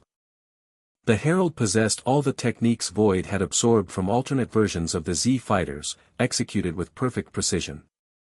Goku countered with Krillin's strategic approach and his own battle instincts, but found himself systematically outmatched. A kick sent him crashing through 3 buildings. Before he could recover, the herald was there, driving him deeper into the rubble. "You are incomplete," it taunted. A vessel half filled. Void knows your plan, your desperate fusions. Did you think he wouldn't adapt? Goku blocked a barrage of energy blasts, his clay-like skin cracking in places to reveal the orange energy beneath. If he knows so much, why send you instead of coming himself? Because your destruction doesn't require his personal attention. The Herald formed an attack that looked disturbingly like a perfect Kamehameha. This is merely efficiency. The blast caught Goku squarely, driving him into the ground and creating a crater half a mile wide. His vessel body held, but barely. Cracks spread across his chest and face, leaking orange energy like blood. You see. The Herald descended into the crater. Even with your clever vessel and partial fusion, you're no match for what Void has created. I possess the perfect distillation of every warrior he's consumed across 1,000 realities. Goku struggled to stand, his damaged body responding sluggishly. Perfect, he managed a pained smile. No. Perfect would be adaptable. You're just a collection of copied techniques. There's no heart in your power. Heart? The Herald scoffed. Another mortal delusion. Power is all that matters, and mine is superior. Let's test that theory. The voice came from above. Gohan descended into the crater, power radiating from him in waves. He had accessed his ultimate form, the one that combined the raw power of Super Saiyan with the control and precision of his mystic training. Son, Goku breathed. You shouldn't be here. Neither should you, at least not alone. Gohan landed beside him. It's time, Dad. We need to complete the next fusion. The Herald watched with apparent amusement. By all means. Add another incomplete warrior to your collection. It will change nothing. Supreme Kai appeared via teleportation, moving quickly to Goku and Gohan. We can't perform the full ritual here, but I've prepared a temporary circle. He gestured to symbols hastily drawn in the dirt around them. It should be enough to initiate the process. Do it, Gohan said firmly.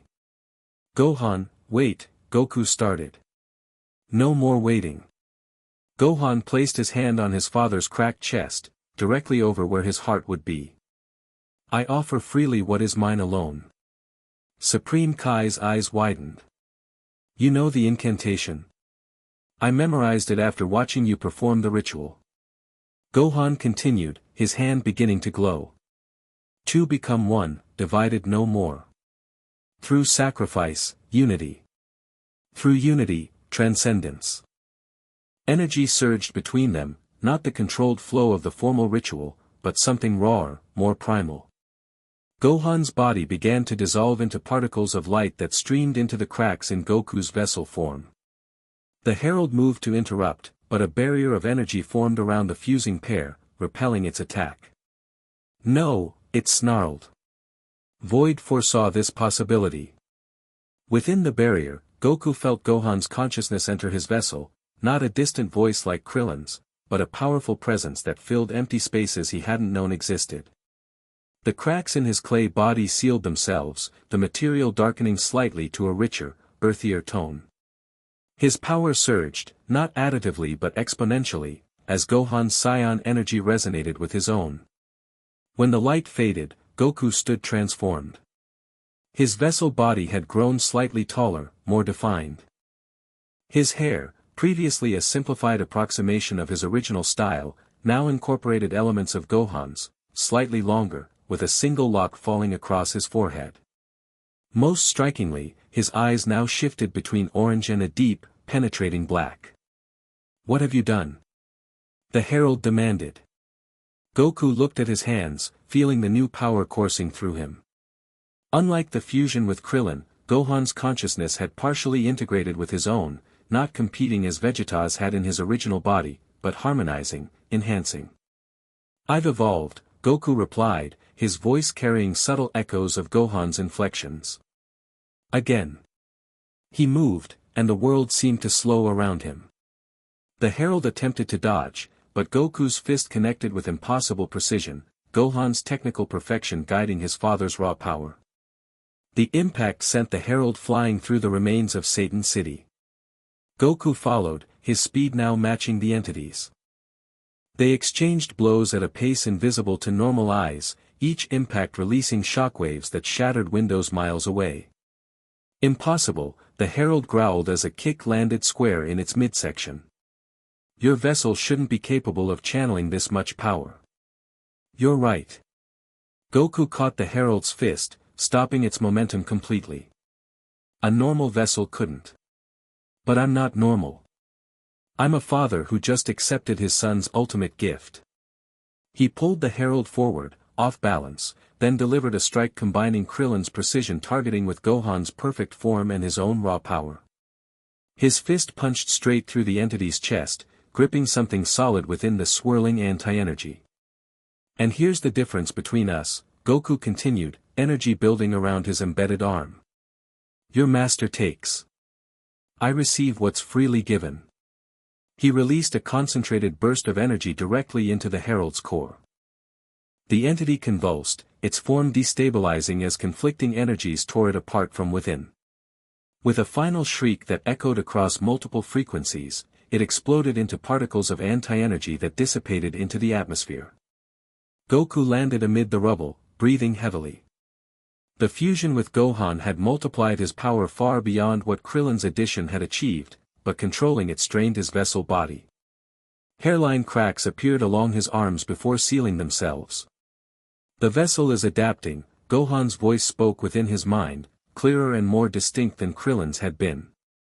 But it needs time to stabilize. I can feel it, Goku responded internally. Your energy is different from Krillin's. More compatible with mine. Saiyan recognizing Saiyan, another voice added, Krillin, distant but present. Makes sense. Supreme Kai approached cautiously. The fusion was successful, but unconventional. How do you feel? Stronger, Goku said simply. But something's changed. Gohan didn't just add his power to mine, he enhanced it, multiplied it. The vessel responds differently to different types of energy, Supreme Kai explained. Krillin's human spirit added his techniques and experience. Gohan's half-Saiyan essence resonates with your own, creating synergy rather than simple addition. Will it hold? Bulma asked, arriving with scanning equipment. That battle put tremendous strain on the vessel's structure. Goku looked up at the rift, which remained open despite the herald's destruction. It will have to. Because that was just the messenger. And the message? 18 asked, supporting her injured brother. Void is coming. Sooner than we thought. Goku's expression grew determined. We need to complete one more fusion before he arrives. Who? Tien asked. Goku turned toward the lookout, visible in the distance. Someone with abilities neither Saiyan nor human. Someone whose techniques could give us an edge against anti-energy. Understanding dawned on Supreme Kai's face. You mean, Dend, Goku confirmed. Earth's guardian. The suggestion created immediate controversy. Removing Earth's guardian would leave the planet vulnerable, the Dragon Balls inert. Yet Dend himself expressed willingness after witnessing the Herald's attack. If Void succeeds, having a guardian will be meaningless anyway, the young Namekian reasoned. And my healing abilities, combined with my connection to divine energy, could be crucial against an entity like Void. There's another option, Piccolo said during the heated debate at the lookout. After his apparent absorption by Void months earlier, no one had expected to see him again. Yet he had returned 2 weeks prior, not through the Dragon Balls, but through his own Namekian regeneration abilities. He had reconstituted himself from a single cell that had escaped Void's absorption, though the process had left him weakened and changed. What option? Goku asked. Piccolo stepped forward. Me. I volunteer for the fusion. Silence fell across the assembled defenders. Piccolo continued, I've been inside Void, experienced his essence firsthand. I know how he thinks, how his power works. And as a Namekian warrior rather than a healer like Dend, my abilities would complement yours better. But you've only just returned, Gohan's voice spoke through Goku. To lose you again so soon. Piccolo smiled slightly. I'm not who I was, Gohan. Void's anti-energy contaminated me during my regeneration. I'm dying anyway. The revelation shocked everyone. Den stepped forward, placing his hands on Piccolo's arm. He's right. There's anti-energy spreading through his cells. I've been trying to contain it, but... How long? Bulma asked quietly. Weeks, maybe days, Piccolo answered. But through fusion with Goku's vessel, my consciousness could survive. And my knowledge of Void's nature could prove decisive. The decision was made. 2 days later, after Piccolo had transferred his remaining responsibilities and said his goodbyes, they performed the ritual. As with Gohan, Piccolo's essence entered Goku's vessel with surprising ease, sealing the microscopic cracks that had formed during the battle with the Herald. The physical changes were subtle but significant. Goku's clay-like skin took on a slightly greenish undertone. His ears became more pointed, his facial structure sharper. Most importantly, his mental landscape transformed dramatically. With Piccolo's consciousness, a new level of strategic thinking emerged. Memories of Void's inner workings became accessible, insights into the entity's strengths and critical weaknesses. Piccolo's regenerative abilities enhanced the vessel's already impressive recovery rate, and his energy manipulation techniques opened new possibilities. It's perfect, Supreme Kai observed as Goku demonstrated his expanded abilities. Human ingenuity through Krillin, Saiyan power through Gohan, and Namekian adaptability through Piccolo. Each addition makes the whole greater than the sum of its parts. Yet challenges remained. With each new consciousness added to the vessel, maintaining distinct identities became more difficult. Memories began to bleed together. Goku occasionally recalled training sessions that had been Piccolo's experiences, or found himself using Gohan's speech patterns. Krillin's presence, the most distant of the three, sometimes went silent for hours before resurging unexpectedly. The vessel is reaching its psychological capacity, Supreme Kai warned. Adding more consciousnesses could destabilize the entire collective. We may not have a choice, Goku replied. I'm stronger now, but Void will be too. If he's absorbed versions of us from other realities, he'll have countermeasures for everything we can do. His prediction proved accurate. 3 days after Piccolo's fusion, the largest rift yet tore open directly above Capsule Corporation. The sky turned black as reality itself seemed to warp and bend. From within the massive tear, a familiar but transformed entity emerged. Void had returned, but not as they'd last seen him. His formerly humanoid shape had evolved into something more abstract, a shifting mass of anti-energy that only occasionally resolved into recognizable form. Within his swirling darkness, countless points of light sparkled like captured stars, the essences of beings he'd consumed across multiple realities. Goku of Earth, his voice resonated across the city. I've come for what remains. Goku flew up to meet him, his vessel body glowing with the combined energy of 4 warriors. You've changed. As have you. Void's form rippled. Your vessel is an interesting solution. Ancient technology, repurposed for modern warfare. Not just technology. Sacrifice and choice. Goku hovered before the massive entity, unintimidated. Something you'll never understand. Understanding isn't necessary for consumption. Void expanded, tendrils of anti-energy reaching toward Goku. I'll add your collective to my own. Their battle began not with physical attacks but with energy manipulation. Void projected waves of anti-energy that corroded everything they touched. Goku countered with barriers combining Piccolo's defensive techniques with Gohan's perfect control. You've improved, Void acknowledged as his attacks failed to penetrate. But improvement isn't evolution. The entity suddenly split into 4 distinct forms, each resembling one of the consciousnesses within Goku's vessel. A dark Goku, Krillin, Gohan, and Piccolo surrounded him, attacking simultaneously with corrupted versions of their signature techniques. This is evolution, the void fragments spoke in unison. Perfect replication. Goku blocked the Dark Krillin's Destructo Disc and dodged the false Piccolo's special beam cannon, but the anti-Gohan's Masenko caught him directly, sending him plummeting toward the earth. Before he could recover, the shadowy version of himself appeared below, hands cupped for a Kamehameha. Predictable, it taunted in Goku's voice. I know every move you'll make before you make it. The blast hit with devastating force, driving Goku deep underground. Pain lanced through his vessel body as cracks formed across its surface. He's using our own techniques against us, Piccolo's voice observed within Goku's mind. And he knows all of them, Krillin added. We need something new. Or something so old he wouldn't expect it, Gohan suggested. Goku burst from the earth, his damaged vessel already regenerating thanks to Piccolo's abilities. The four void fragments converged, attacking in perfect synchronization. Rather than defending, Goku closed his eyes and relaxed his stance completely. Giving up, the fragments mocked.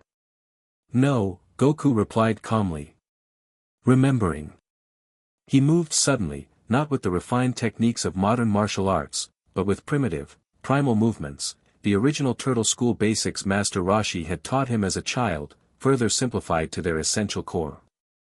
Nothing flashy, nothing recognizable, just pure, efficient combat. The void fragments faltered, their copied techniques suddenly meeting an approach they couldn't predict. Goku pressed his advantage, shifting between the most basic forms of each fighting style within him, turtle, demon, and traditional Saiyan. Impossible, the fragments snarled as Goku landed solid hits on each. We know all your techniques. You know what we've used before, Goku corrected, his vessel glowing brighter with each successful strike. Not what we're capable of creating. Drawing on Krillin's creativity, Gohan's perfect execution, and Piccolo's strategic mind, Goku improvised, combining elements of different techniques into entirely new forms. A Destructo Disc that split into multiple homing projectiles. A Masenko that phased through solid matter before detonating. A regeneration technique that transferred damage back to its source. The fragments began to falter, their perfect copies suddenly obsolete against approaches that had never existed before. Goku pressed harder, driving them back toward the main void entity that watched from above.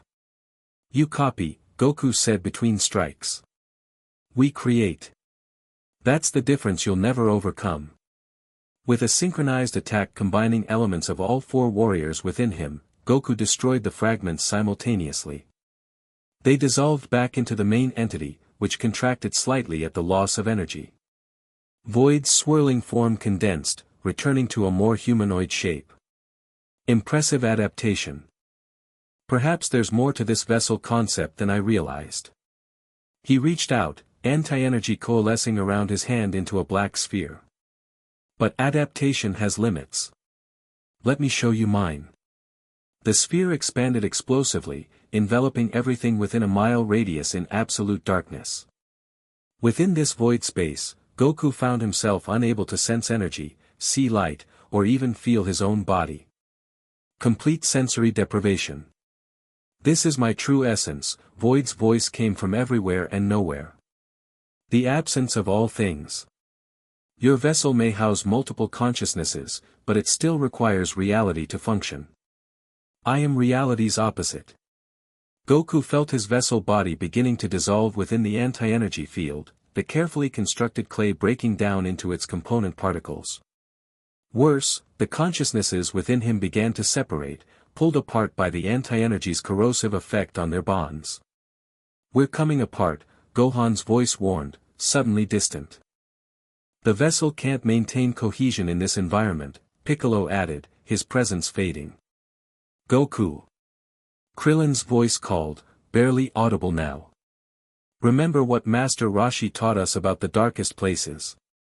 Master Roshi's lesson from decades ago surfaced in Goku's mind, in absolute darkness, create your own light. Using the last of his cohesive energy, Goku focused inward rather than outward.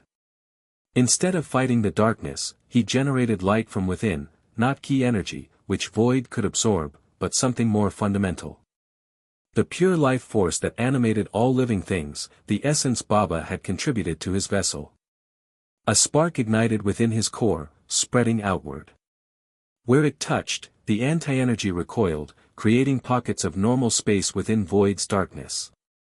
The consciousnesses within him stabilized, drawn back together by this pure life energy. "What are you doing?" Void demanded, genuine concern in his voice for the first time. "Creating." Goku's voice strengthened as his vessel reformed around his consolidated essence. "Something you can only destroy." The spark became a flame, then an inferno of pure life energy that pushed against the anti-energy sphere. Where they met, neither annihilated the other as expected, instead, they reached equilibrium, balancing in perfect opposition. "Impossible," Void hissed. "Anti-energy consumes all other forms." "Not life," Goku replied, his vessel now glowing blindingly bright. "Life adapts. Life persists. Life finds a way." With a final surge of effort, Goku expanded his life energy outward, forcing Void's anti-energy sphere to collapse. The sudden release created a shockwave that sent Void hurtling back toward the dimensional rift. "This isn't over," the entity snarled, his form destabilizing from the unexpected contact with pure life force. "I'll return stronger, with countermeasures for this new attack." "We'll be waiting," Goku promised. "And we'll be different when you do."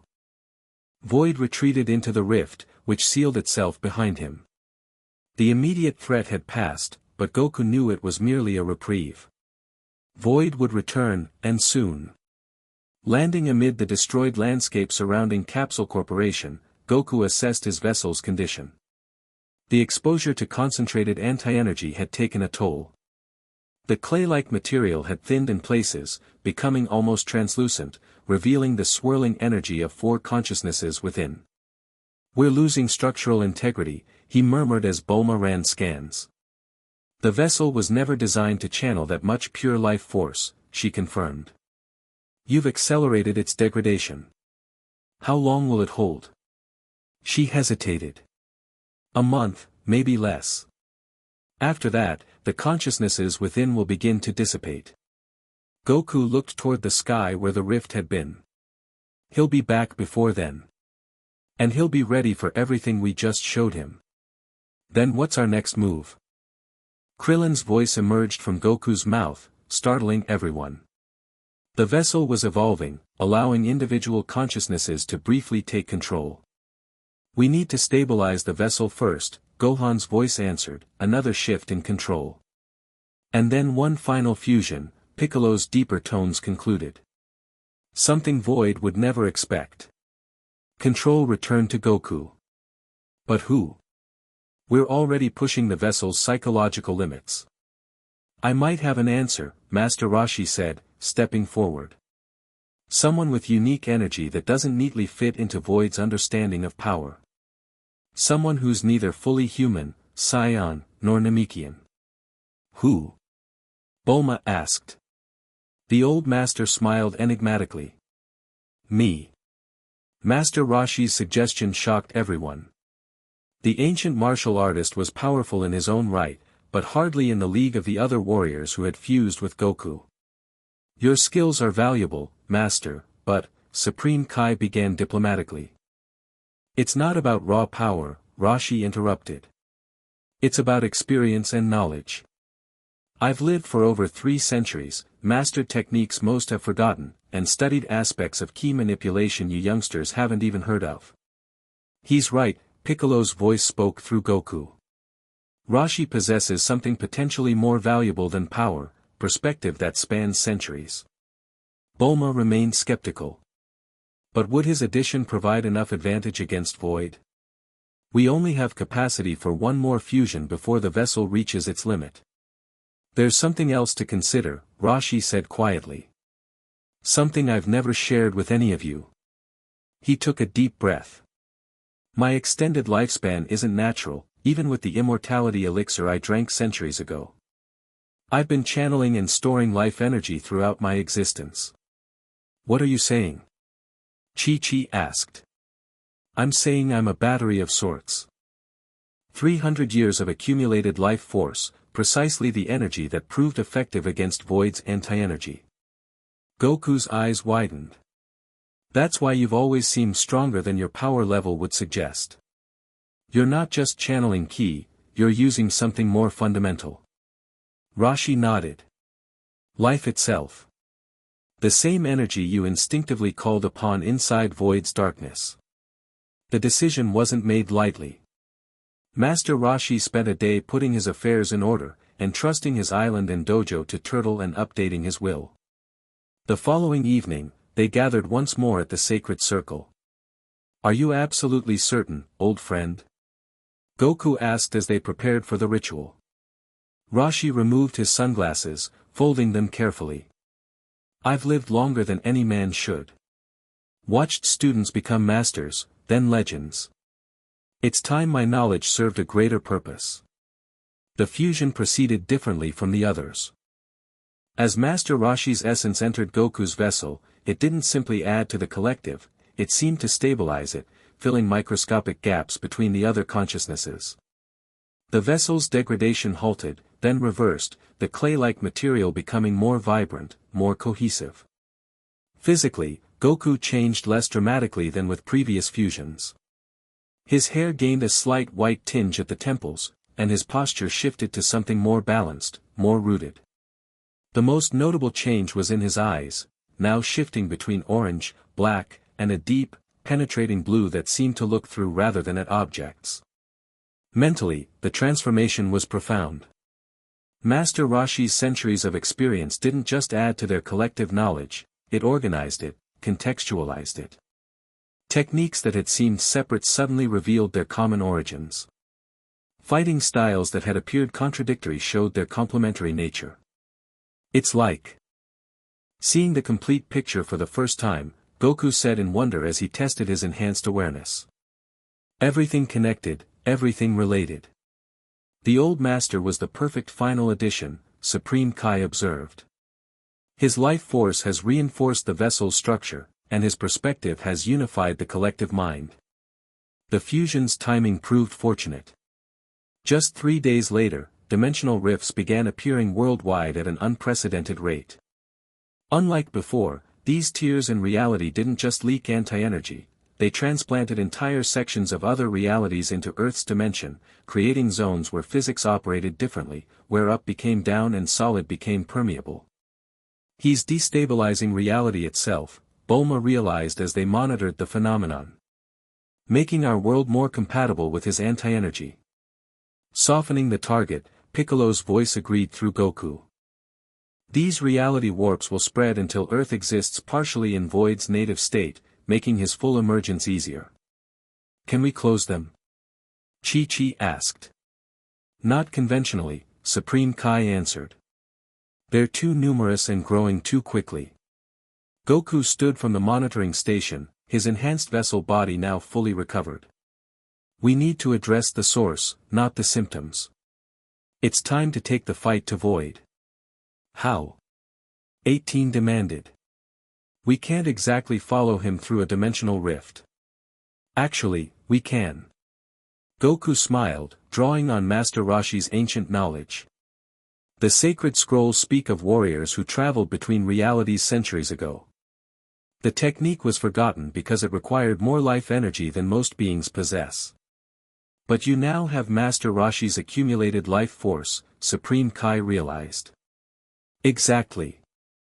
Goku moved to an empty space in the laboratory, beginning a sequence of movements unlike any martial arts style they recognized, something primal and elegant simultaneously.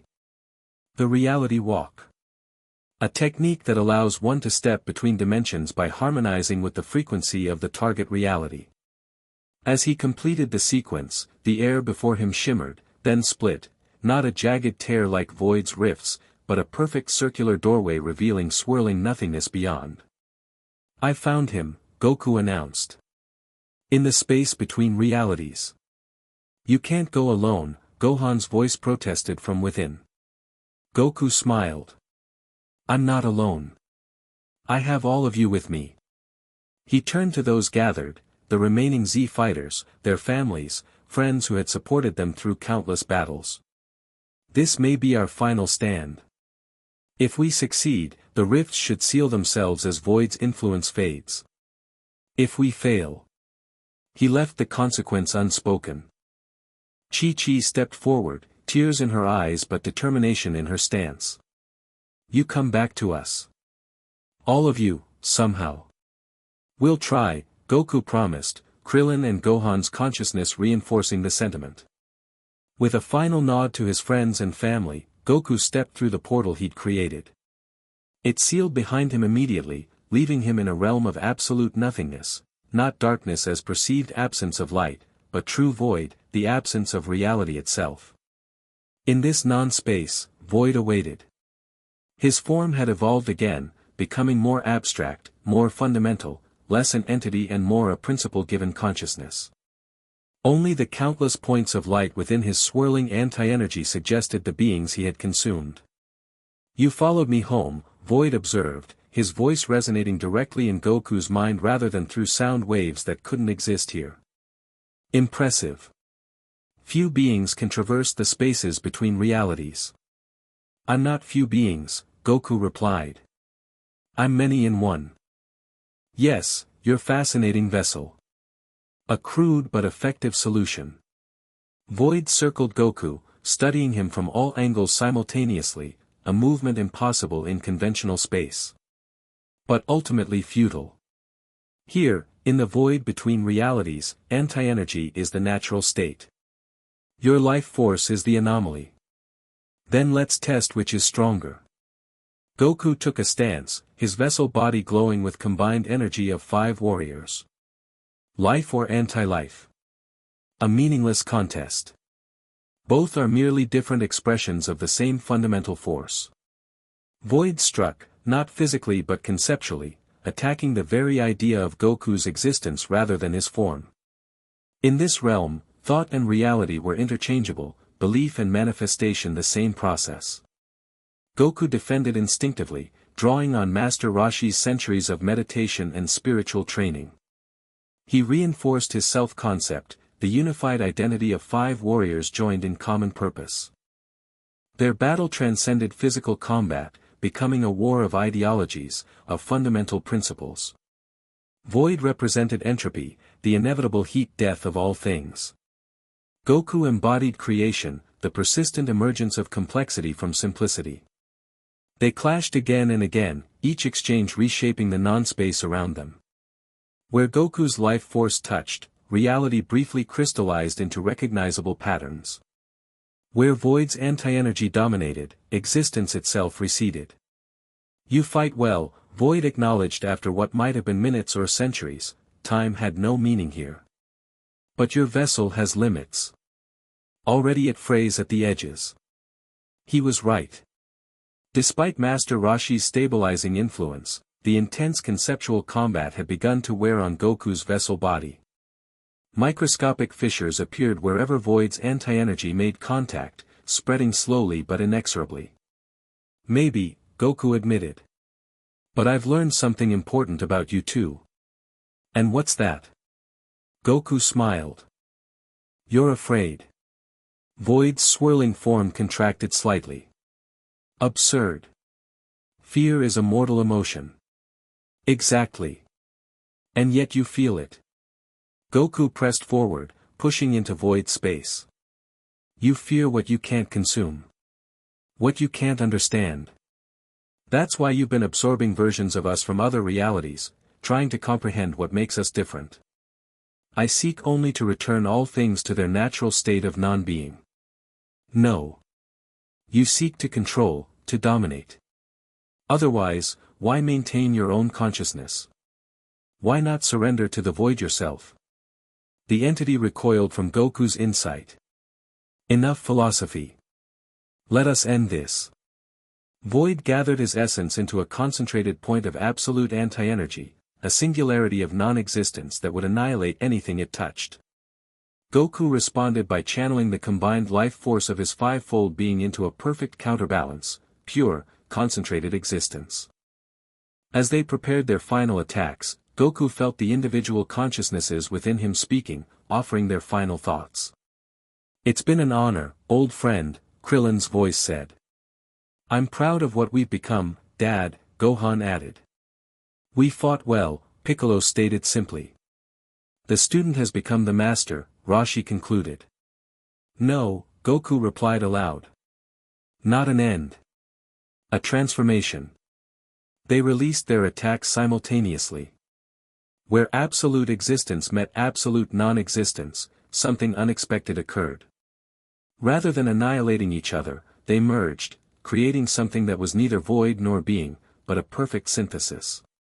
The point of contact expanded, engulfing both combatants in a sphere of blinding light that contained all possibilities simultaneously.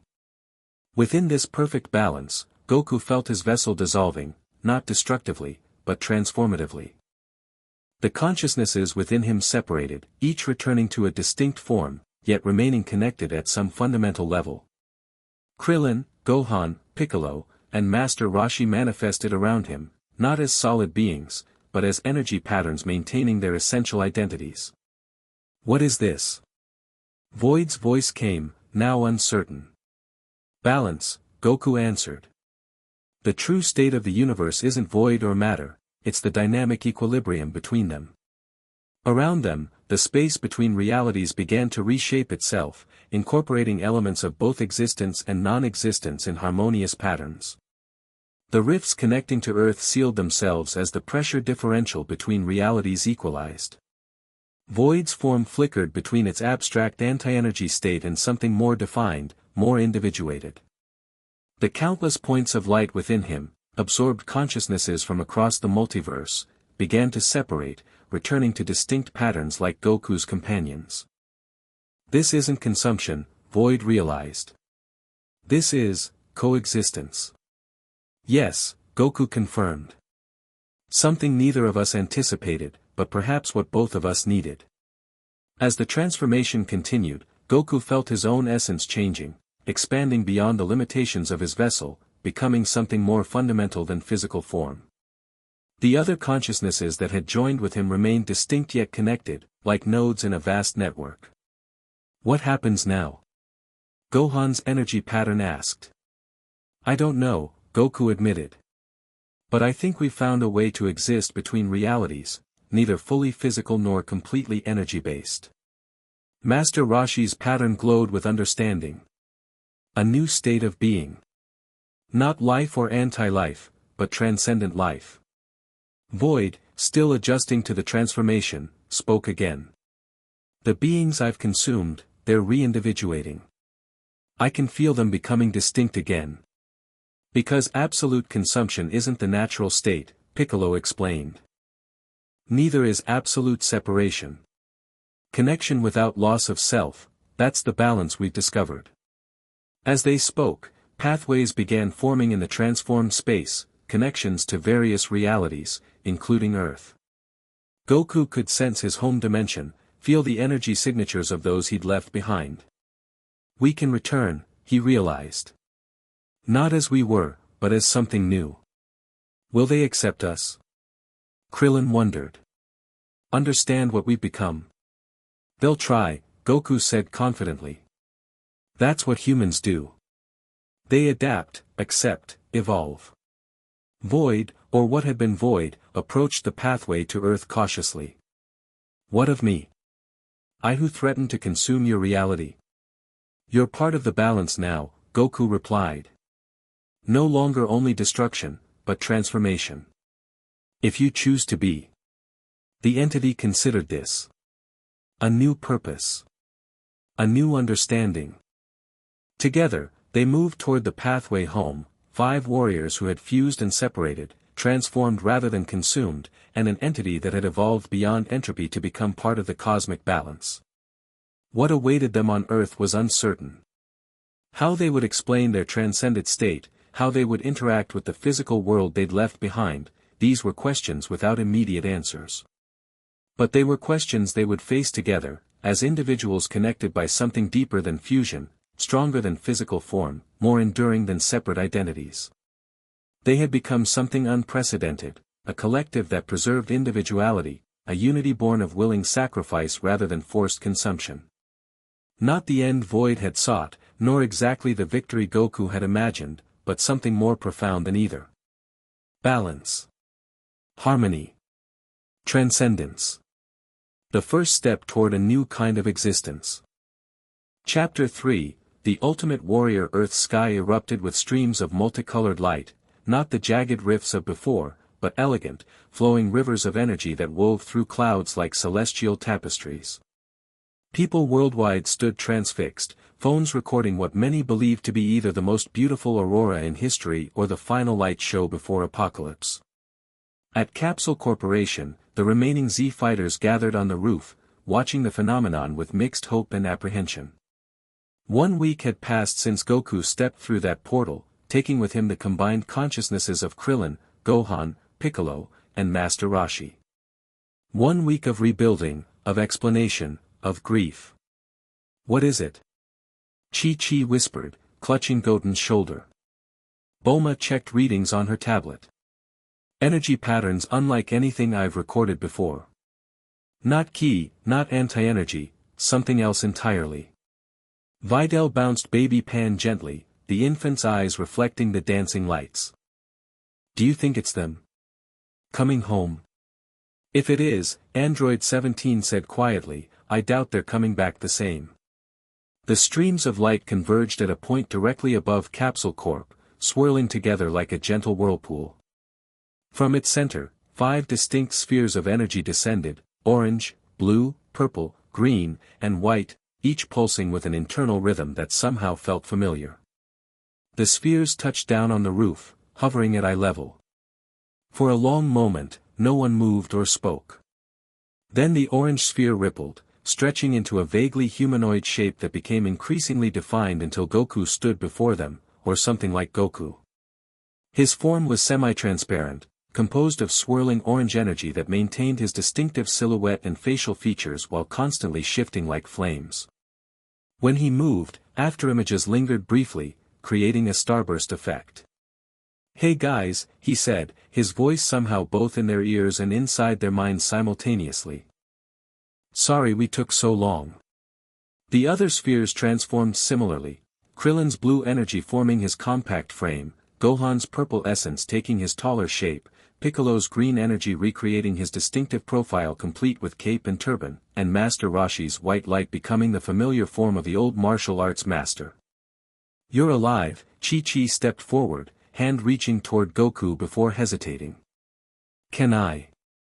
Sort of, Goku replied, extending his hand. Where their fingers should have met, Chi-Chi felt warm energy washing over her skin, not solid, but definitely present. We're not exactly physical anymore. We exist between states now, Gohan explained, moving toward Videl and Pan. The baby reached for him instinctively, giggling as her hands passed through his energy form, creating ripples. Neither fully matter nor purely energy. Transcendent, Piccolo added. Beyond conventional existence. Bulma circled Krillin's form, scanner in hand. Fascinating. You're generating readings across multiple dimensional frequencies simultaneously. You exist in several planes at once. It's weird, Krillin admitted, watching 18's cautious approach. But also amazing. I can perceive things I never could before. Master Roshi's energy form chuckled. 300 years of training, and I finally achieved enlightenment by technically dying. Ironic. But what happened? Bulma asked. The rifts closed suddenly, and all the reality distortions reverted to normal. The 5 energy beings exchanged glances, communicating silently through connections invisible to the others. We found balance, Goku finally explained. Void wasn't just an enemy to defeat, he was half of an equation that needed solving. Where is he now? 17 demanded, fists clenching. This void that took my sister. Right here, a new voice answered as a 6th energy form descended from the light streams, this one composed of swirling darkness filled with pinpoints of light like stars. It took a humanoid shape, though less defined than the others, its features constantly shifting. Everyone tensed, ready for battle. Tien moved protectively in front of launch. Yamcha took a fighting stance. Wait, Goku's energy form interposed itself between them and the dark entity. He's changed. We all have. Changed? Chi-Chi's voice sharpened. He tried to consume the universe. Because that was his nature, Piccolo explained. Just as creation is ours. But we found a middle ground, a balance between existence and non-existence. He's part of us now, Master Roshi added. And we're part of him. The entity that had been void drifted forward slightly. I understand now what I couldn't before. Consumption without purpose is meaningless. Destruction without creation leads only to emptiness. And you expect us to trust this revelation? Bulma asked skeptically. No, the entity replied simply. Trust must be earned. I merely ask for the opportunity to earn it. A tense silence fell over the group. Finally, to everyone's surprise, it was Yamcha who stepped forward. I get second chances, he said quietly. We all do. That's kind of our thing, right? How many of us started as enemies? He glanced at Piccolo, then toward Vegeta's family. Tien relaxed slightly. He's right. Our greatest strength has always been our capacity for redemption. Besides, Krillin's energy form added, we'll be watching him closely. We're connected now, all of us, in ways that transcend physical boundaries. As if to demonstrate, the 6 energy beings briefly merged their outer edges, creating a swirling pattern of orange, blue, purple, green, white, and star-flecked darkness before separating again into distinct forms. So what happens now? Chi-Chi asked, still struggling to process her husband's new state of existence. Can you stay? Live some kind of life? Goku's energy face showed an expression recognizably conflicted. We can stay, but living will be different. We exist partially in this dimension and partially between realities. We can manifest here, interact to some degree, but we're not fully physical. We can't eat food, he added with genuine regret in his voice. Gohan drifted toward his wife and daughter. But we can still be present. Still help protect Earth. Still be part of our family's lives, just differently. Han reached for her father again, her tiny hands creating beautiful ripples through his energy form. Dada, she said clearly, speaking her first word. Tears of purple energy formed in Gohan's eyes. Yes, Han. Dada's here. The moment broke some of the tension. Discussion turned to practical matters, how the transcendent beings would interact with the physical world, what limitations they faced, what new abilities they possessed. Throughout it all, the entity that had been void remained slightly apart, observing silently. Later that night, after most had returned to their homes to process this new reality, Goku's energy form found Vegeta training alone in the gravity chamber. The Saiyan Prince had been notably absent from the rooftop reunion. Didn't feel like saying hello? Goku asked, his energy form passing effortlessly through the chamber wall. Vegeta continued his solo kata without breaking rhythm. I assumed you'd find me eventually. You're not surprised to see me. Kakarot, you've died and come back so many times it's become tedious. Vegeta finally paused, turning to face the orange energy being. Though I admit, this is a new approach. Goku's form rippled with silent laughter. I miss your voice in my head, you know. Telling me how I'm doing everything wrong. So you did retain memories from our fusion. Vegeta crossed his arms. Interesting. More than memories. Aspects of you remained with me, even after our physical form was destroyed. Goku drifted closer. Your pride. Your strategic thinking. Your irritating but useful perfectionism. Humph. I came to ask you something important. Goku's energy form settled into a cross-legged position, hovering at eye level. Something that might sound crazy. Coming from a glowing orange ghost, the bar for crazy is rather high. Goku's expression turned serious. We've discovered something in our transcendent state. There are disturbances forming. Not like voids rifts, but similar in magnitude. Something is coming, something that even our current forms might not be able to handle. Vegeta's eyebrow raised slightly. And we believe we can still perform fusions in this state. Not like before, with one consciousness dominant and others secondary. Something more equal, more balanced. You want me to become like you? Vegeta's voice remained neutral, but his key flickered with interest. An energy being existing between dimensions. I want you to consider it, Goku corrected. Along with Tien, Yamcha, and 18. The 6 of us plus the entity formerly known as Void already form a connected network. With 4 more, we could create something unprecedented, a unified field of consciousness spanning multiple dimensions while maintaining individual identities. A collective mind, Vegeta mused. With Saiyan pride intact. Completely. This isn't the same as our previous fusion. Each consciousness remains distinct while gaining access to shared perception and power. Vegeta resumed his training stance. I'll consider it. Now leave me to train in peace. Goku's energy form brightened briefly.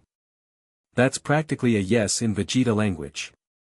As he phased back through the wall, Vegeta allowed himself a small smile. Idiot, he muttered, but without malice. 3 days later, the transcendent beings gathered the Z fighters at Kami's lookout to demonstrate their discoveries. The entity that had been Void, now calling itself Nexus at Goten's innocent suggestion, hovered slightly apart, still not fully trusted. We've learned to interact with the physical world in limited ways, Gohan explained, his energy form condensing until it could lift a small stone from the ground. By focusing our essence, we can briefly achieve partial materialization. Krillin demonstrated by high-fiving Marin, his hand becoming almost solid for a moment on contact. Can't maintain it long, though. Uses a lot of energy. We can also perceive across dimensions, Piccolo added. See potential threats before they fully manifest in our reality. Master Roshi's white energy form expanded slightly. And we believe we can share these abilities through a new kind of fusion, one that doesn't require the sacrifice of individual identity. You're recruiting, 18 stated flatly, arms crossed. Offering, Goku corrected. There's a difference. What exactly are we being offered? Tien asked, his third eye narrowed suspiciously. Nexus drifted forward, speaking for the first time since the rooftop. Transcendence. Existence beyond the limitations of physical form while maintaining your essential self. And why would we want that? Yamcha asked. Because something is coming, Goku's energy form grew serious. Something that threatens not just Earth or our universe, but the fundamental balance between realities. He nodded to Nexus, who extended a tendril of star-flecked darkness. It widened into a window-like portal showing what appeared to be empty space. But as they watched, the blackness shifted, revealing massive structures moving through the void between dimensions, crystalline entities larger than planets, pulsing with energy unlike anything they'd seen before. Cosmic architects, Nexus explained. Ancient beings who build and destroy realities according to designs incomprehensible to lesser minds. They're attracted to dimensional disturbances, like those our conflict created. They've noticed our reality has been remodeled without their permission, Piccolo added. And they're coming to inspect their property. So what? Vegeta demanded. We've faced gods before. Not like these, Master Roshi's energy form dimmed slightly. These entities exist so far beyond conventional reality that even our transcendent forms would appear insignificant to them. Unless we evolve further, Goku said. Together. A thoughtful silence fell over the group. Bulma finally broke it with a practical question. What exactly would this new fusion entail? And what happens to those who don't participate? Those who choose to remain physical will continue as they are, Gohan explained. We'll still be able to interact, protect Earth, be present in your lives. But those who join us will gain perception and abilities beyond what any of us currently possess. The process requires absolute trust, Piccolo added. Complete openness between minds. No secrets, Krillin emphasized, his energy form flickering slightly as he glanced at 18. Another silence fell, heavier than before. The choice was monumental, to remain human, scion, or android in the conventional sense, or to transcend into something new, something unprecedented. I'm in, Vegeta said suddenly, surprising everyone with his decisiveness. Science evolved through challenge. This is simply the next evolution. Vegeta, Bulma began, concern evident in her voice. Woman, I've died and returned before, he reminded her. This is merely a more interesting approach to immortality. I'll do it too, Tien decided, his third eye focused on the dimensional window showing the approaching cosmic architects. I've spent my life seeking enlightenment beyond physical limitations. Launch clutched his arm. But what about us? What about the dojo? I'll still be here, he assured her. Just differently. Yamcha stepped forward next. Count me in.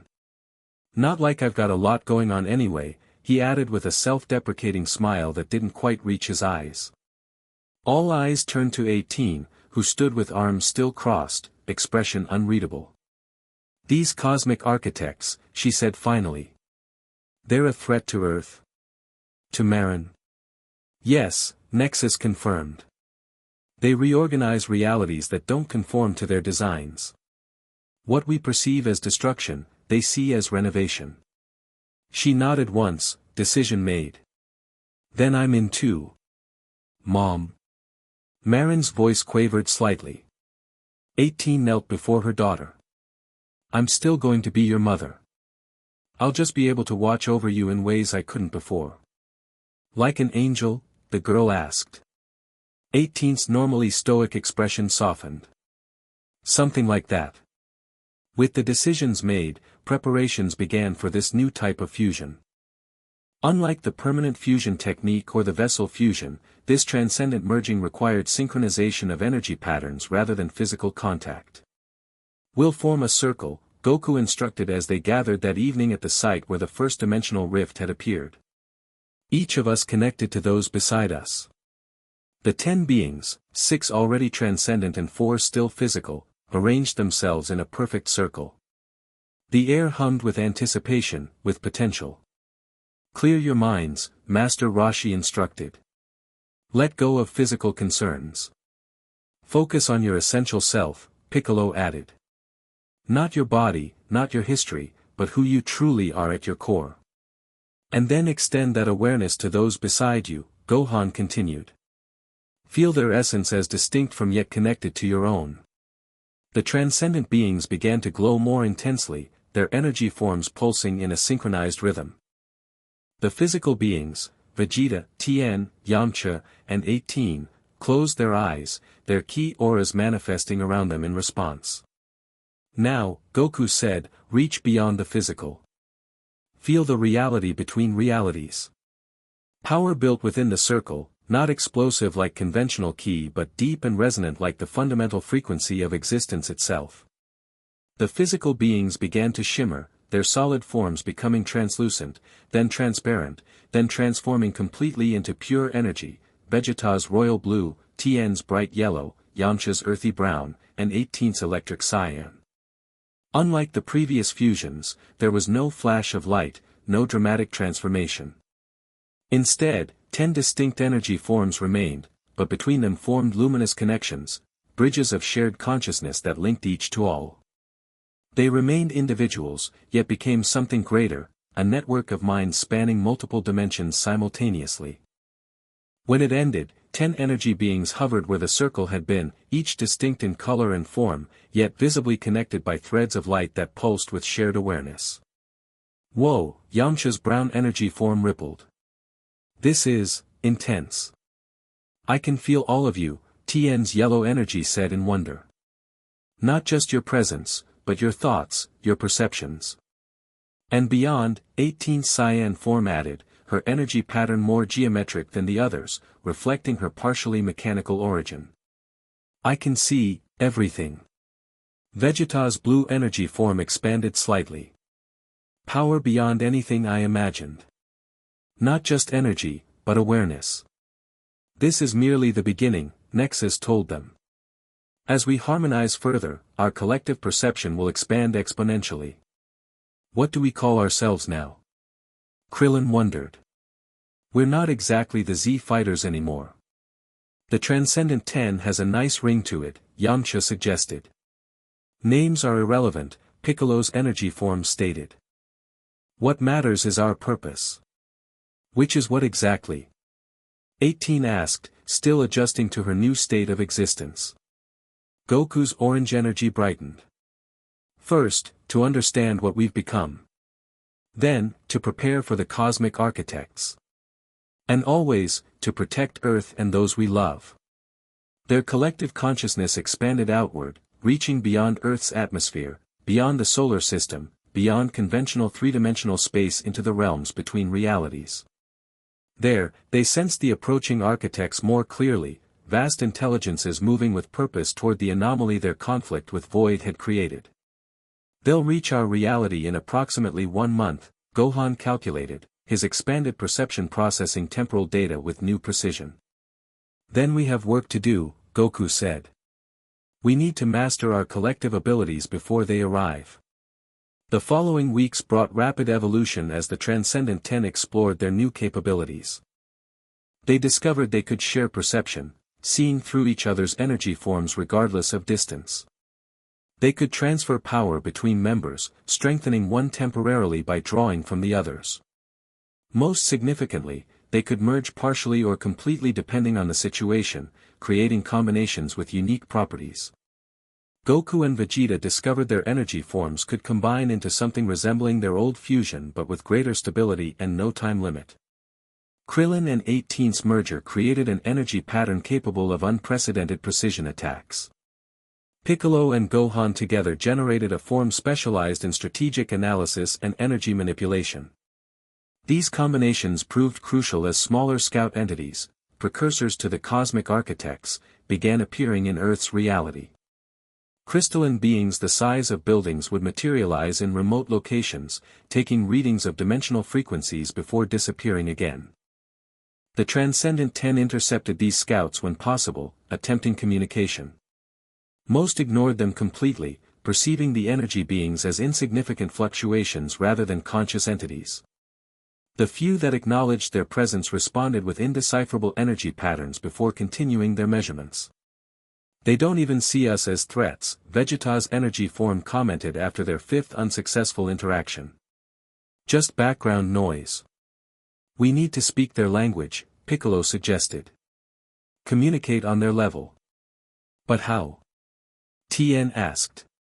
Their consciousness operates at a scale we can barely perceive, let alone understand. Master Roshi's white energy pulsed thoughtfully. We're missing something. Some aspect of transcendence we haven't yet explored. Nexus, Goku turned to the Starfleck dark energy form. You existed between realities before any of us. What are we overlooking? The former void entity expanded slightly. There is one being whose addition to our collective might provide the missing element.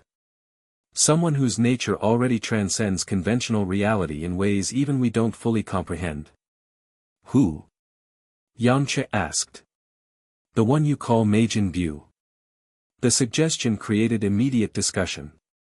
Buu, the good, childlike version that remained after the evil was purged, was powerful beyond measure, but also unpredictable, with a limited understanding of complex situations.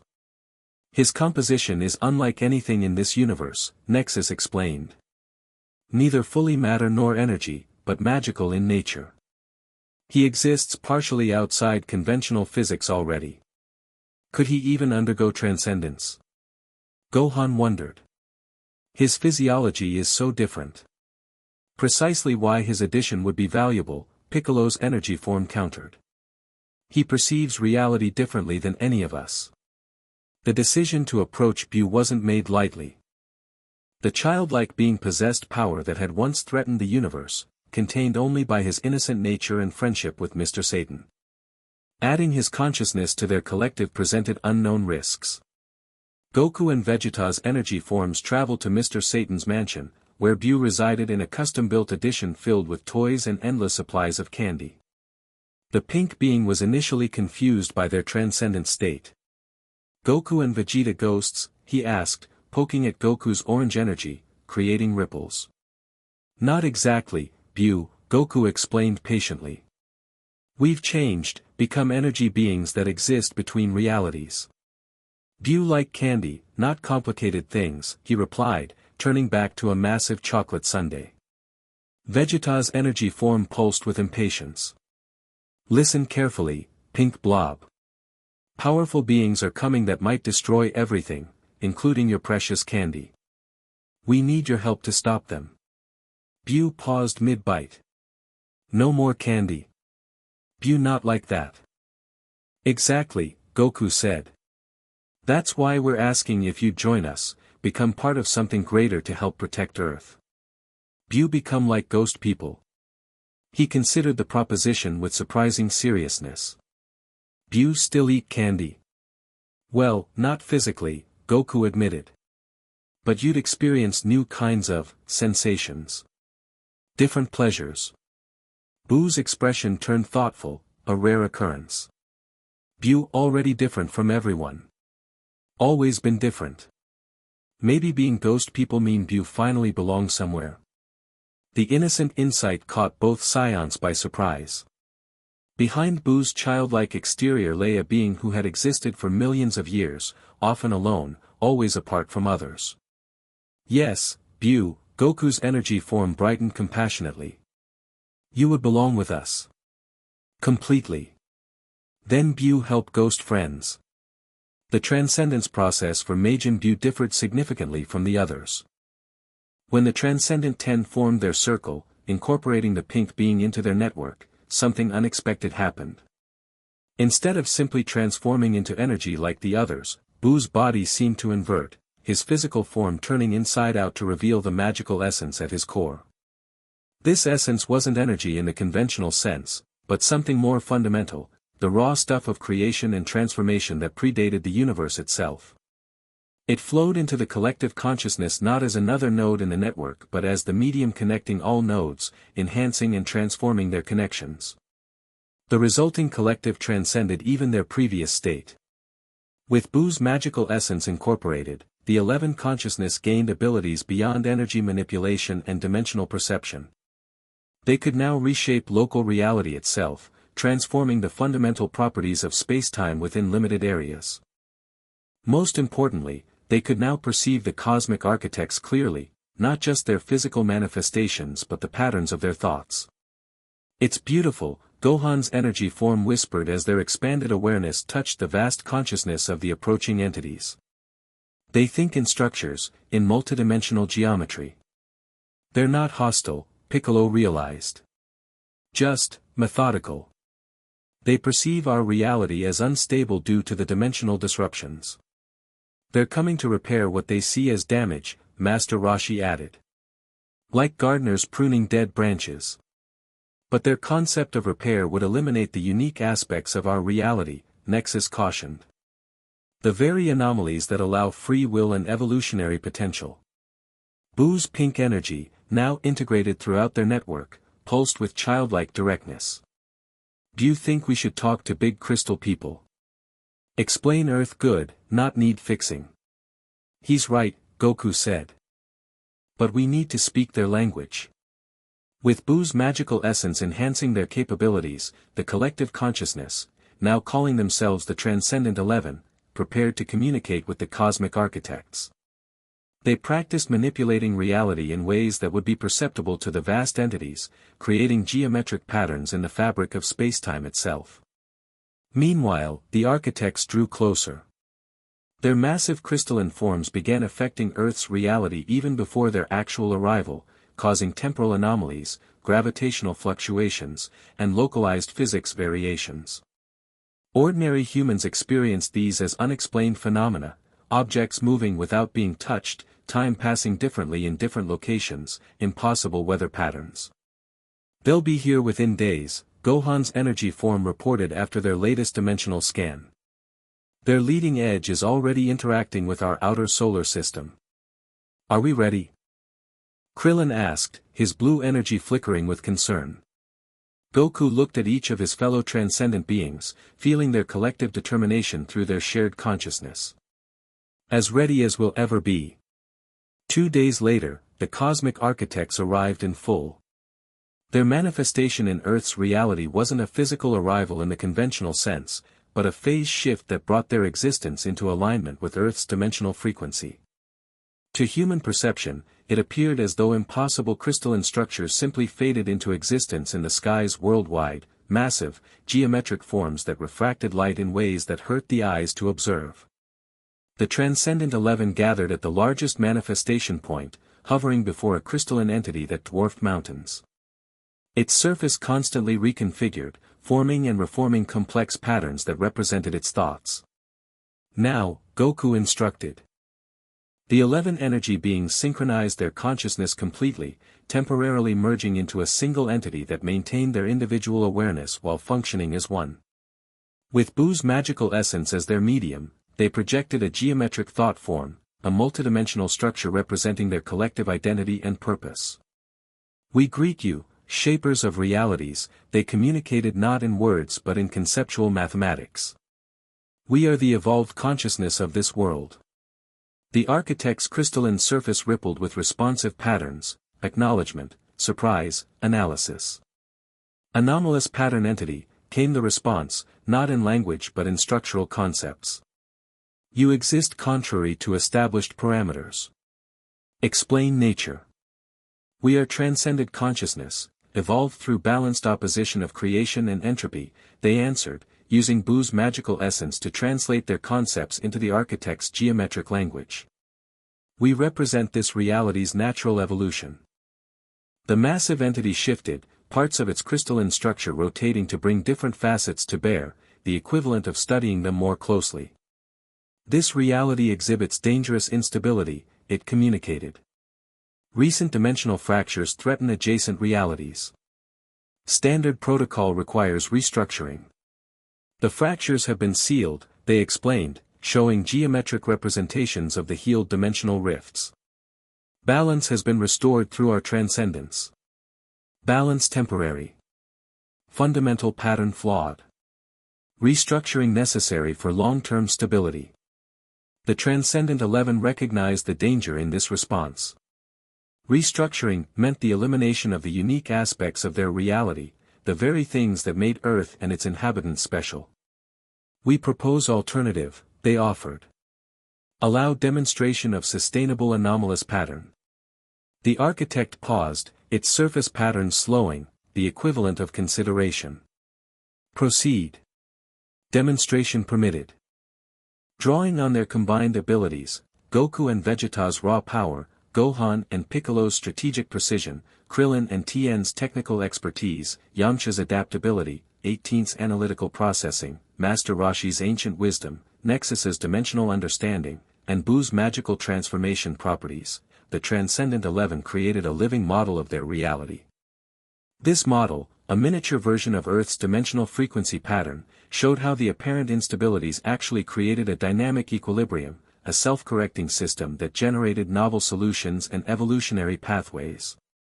They demonstrated how their transcendence represented not a flaw but a feature, consciousness evolving to maintain balance between opposing forces. The architect's patterns shifted rapidly, communicating with others of its kind across vast distances. After what felt like an eternity, it responded. Pattern recognized. Classification, emergent evolution nexus. Rare but documented phenomenon. Hope surged through the collective consciousness. The architects had a classification for what Earth had become, which meant others like it might exist elsewhere in the multiverse. Restructuring protocols suspended, the entity continued. Long-term observation indicated. Transcendent entity assigned oversight responsibility. We accept this responsibility, they replied, their collective consciousness pulsing with relief and determination. Maintain balance. Prevent dimensional fracturing. Evolution permitted within stability parameters. With these final instructions, the cosmic architects began phasing out of Earth's reality, not departing physically but shifting their dimensional frequency away from direct alignment. The crystalline structures didn't so much disappear as fade from human perception, returning to their native state between realities. As the last traces vanished, the Transcendent 11 separated back into individual energy forms, maintaining their network connections but resuming distinct identities. We did it, Krillin's blue energy rippled with exhaustion and elation. They're leaving Earth alone. Not just leaving it alone, Piccolo corrected. Officially recognizing its evolutionary potential. And assigning us as its protectors, Gohan added.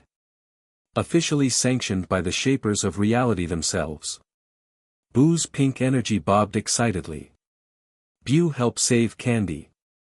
Bu important. Yes, Bu, Goku's orange energy brightened affectionately. You were crucial. We all were. Vegeta's blue energy form expanded slightly with pride. A fitting role for the Prince of all Scions, guardian of reality itself. So what happens now? Yamcha asked. Do we just exist like this forever? Master Roshi's white energy pulsed thoughtfully. Forever is a long time. But I suspect our journey of evolution isn't complete. The old man is right, Nexus said, his star-speckled form shifting. This is merely another stage. With each transcendence, new possibilities emerge. Whatever comes next, Goku said, we face it together. Not as separate fighters, but as connected individuals. Not through forced fusion or sacrifice, but through willing cooperation. The ultimate warrior, Tien observed, isn't a single being of overwhelming power. It's all of us, 18 finished, maintaining our identities while acting as one. In the months that followed, Earth adapted to its new protectors. The Transcendent 11 maintained their connections to the physical world, appearing to family and friends, participating in lives they had temporarily left behind, explaining their new existence to those who struggled to understand. Chi-Chi eventually adapted to Goku's energy form, finding comfort in his continued presence even if she could no longer cook for him or feel his physical embrace. Bulma developed technology that allowed Vegeta's energy form to interact with training equipment, satisfying his never-ending drive to improve. Marin discovered her mother's transcendent state meant 18 could be with her always, an invisible guardian that manifested whenever needed. More profoundly, the Transcendent 11 began to understand their role as dimensional guardians. They established a monitoring network, using their collective perception to watch for signs of instability throughout their region of the multiverse. When minor dimensional tears appeared, natural phenomena unrelated to Void's earlier actions, they repaired them before they could spread. They also discovered they could extend their transcendent state temporarily to others, allowing family members to briefly experience their level of perception. These shared moments of transcendence created deeper understanding and acceptance of their transformed existence. On the anniversary of their final transcendence, the day Bu joined their collective and they faced the cosmic architects, the 11 gathered at the spot where Goku had first encountered Void. The dimensional fabric had fully healed there, but the location remained significant as the beginning of their journey. 1 year as energy beings, Krillin reflected. Not how I expected to spend middle age. Better than the alternative, Yamcha quipped. I was just getting gray hair and a dad bod.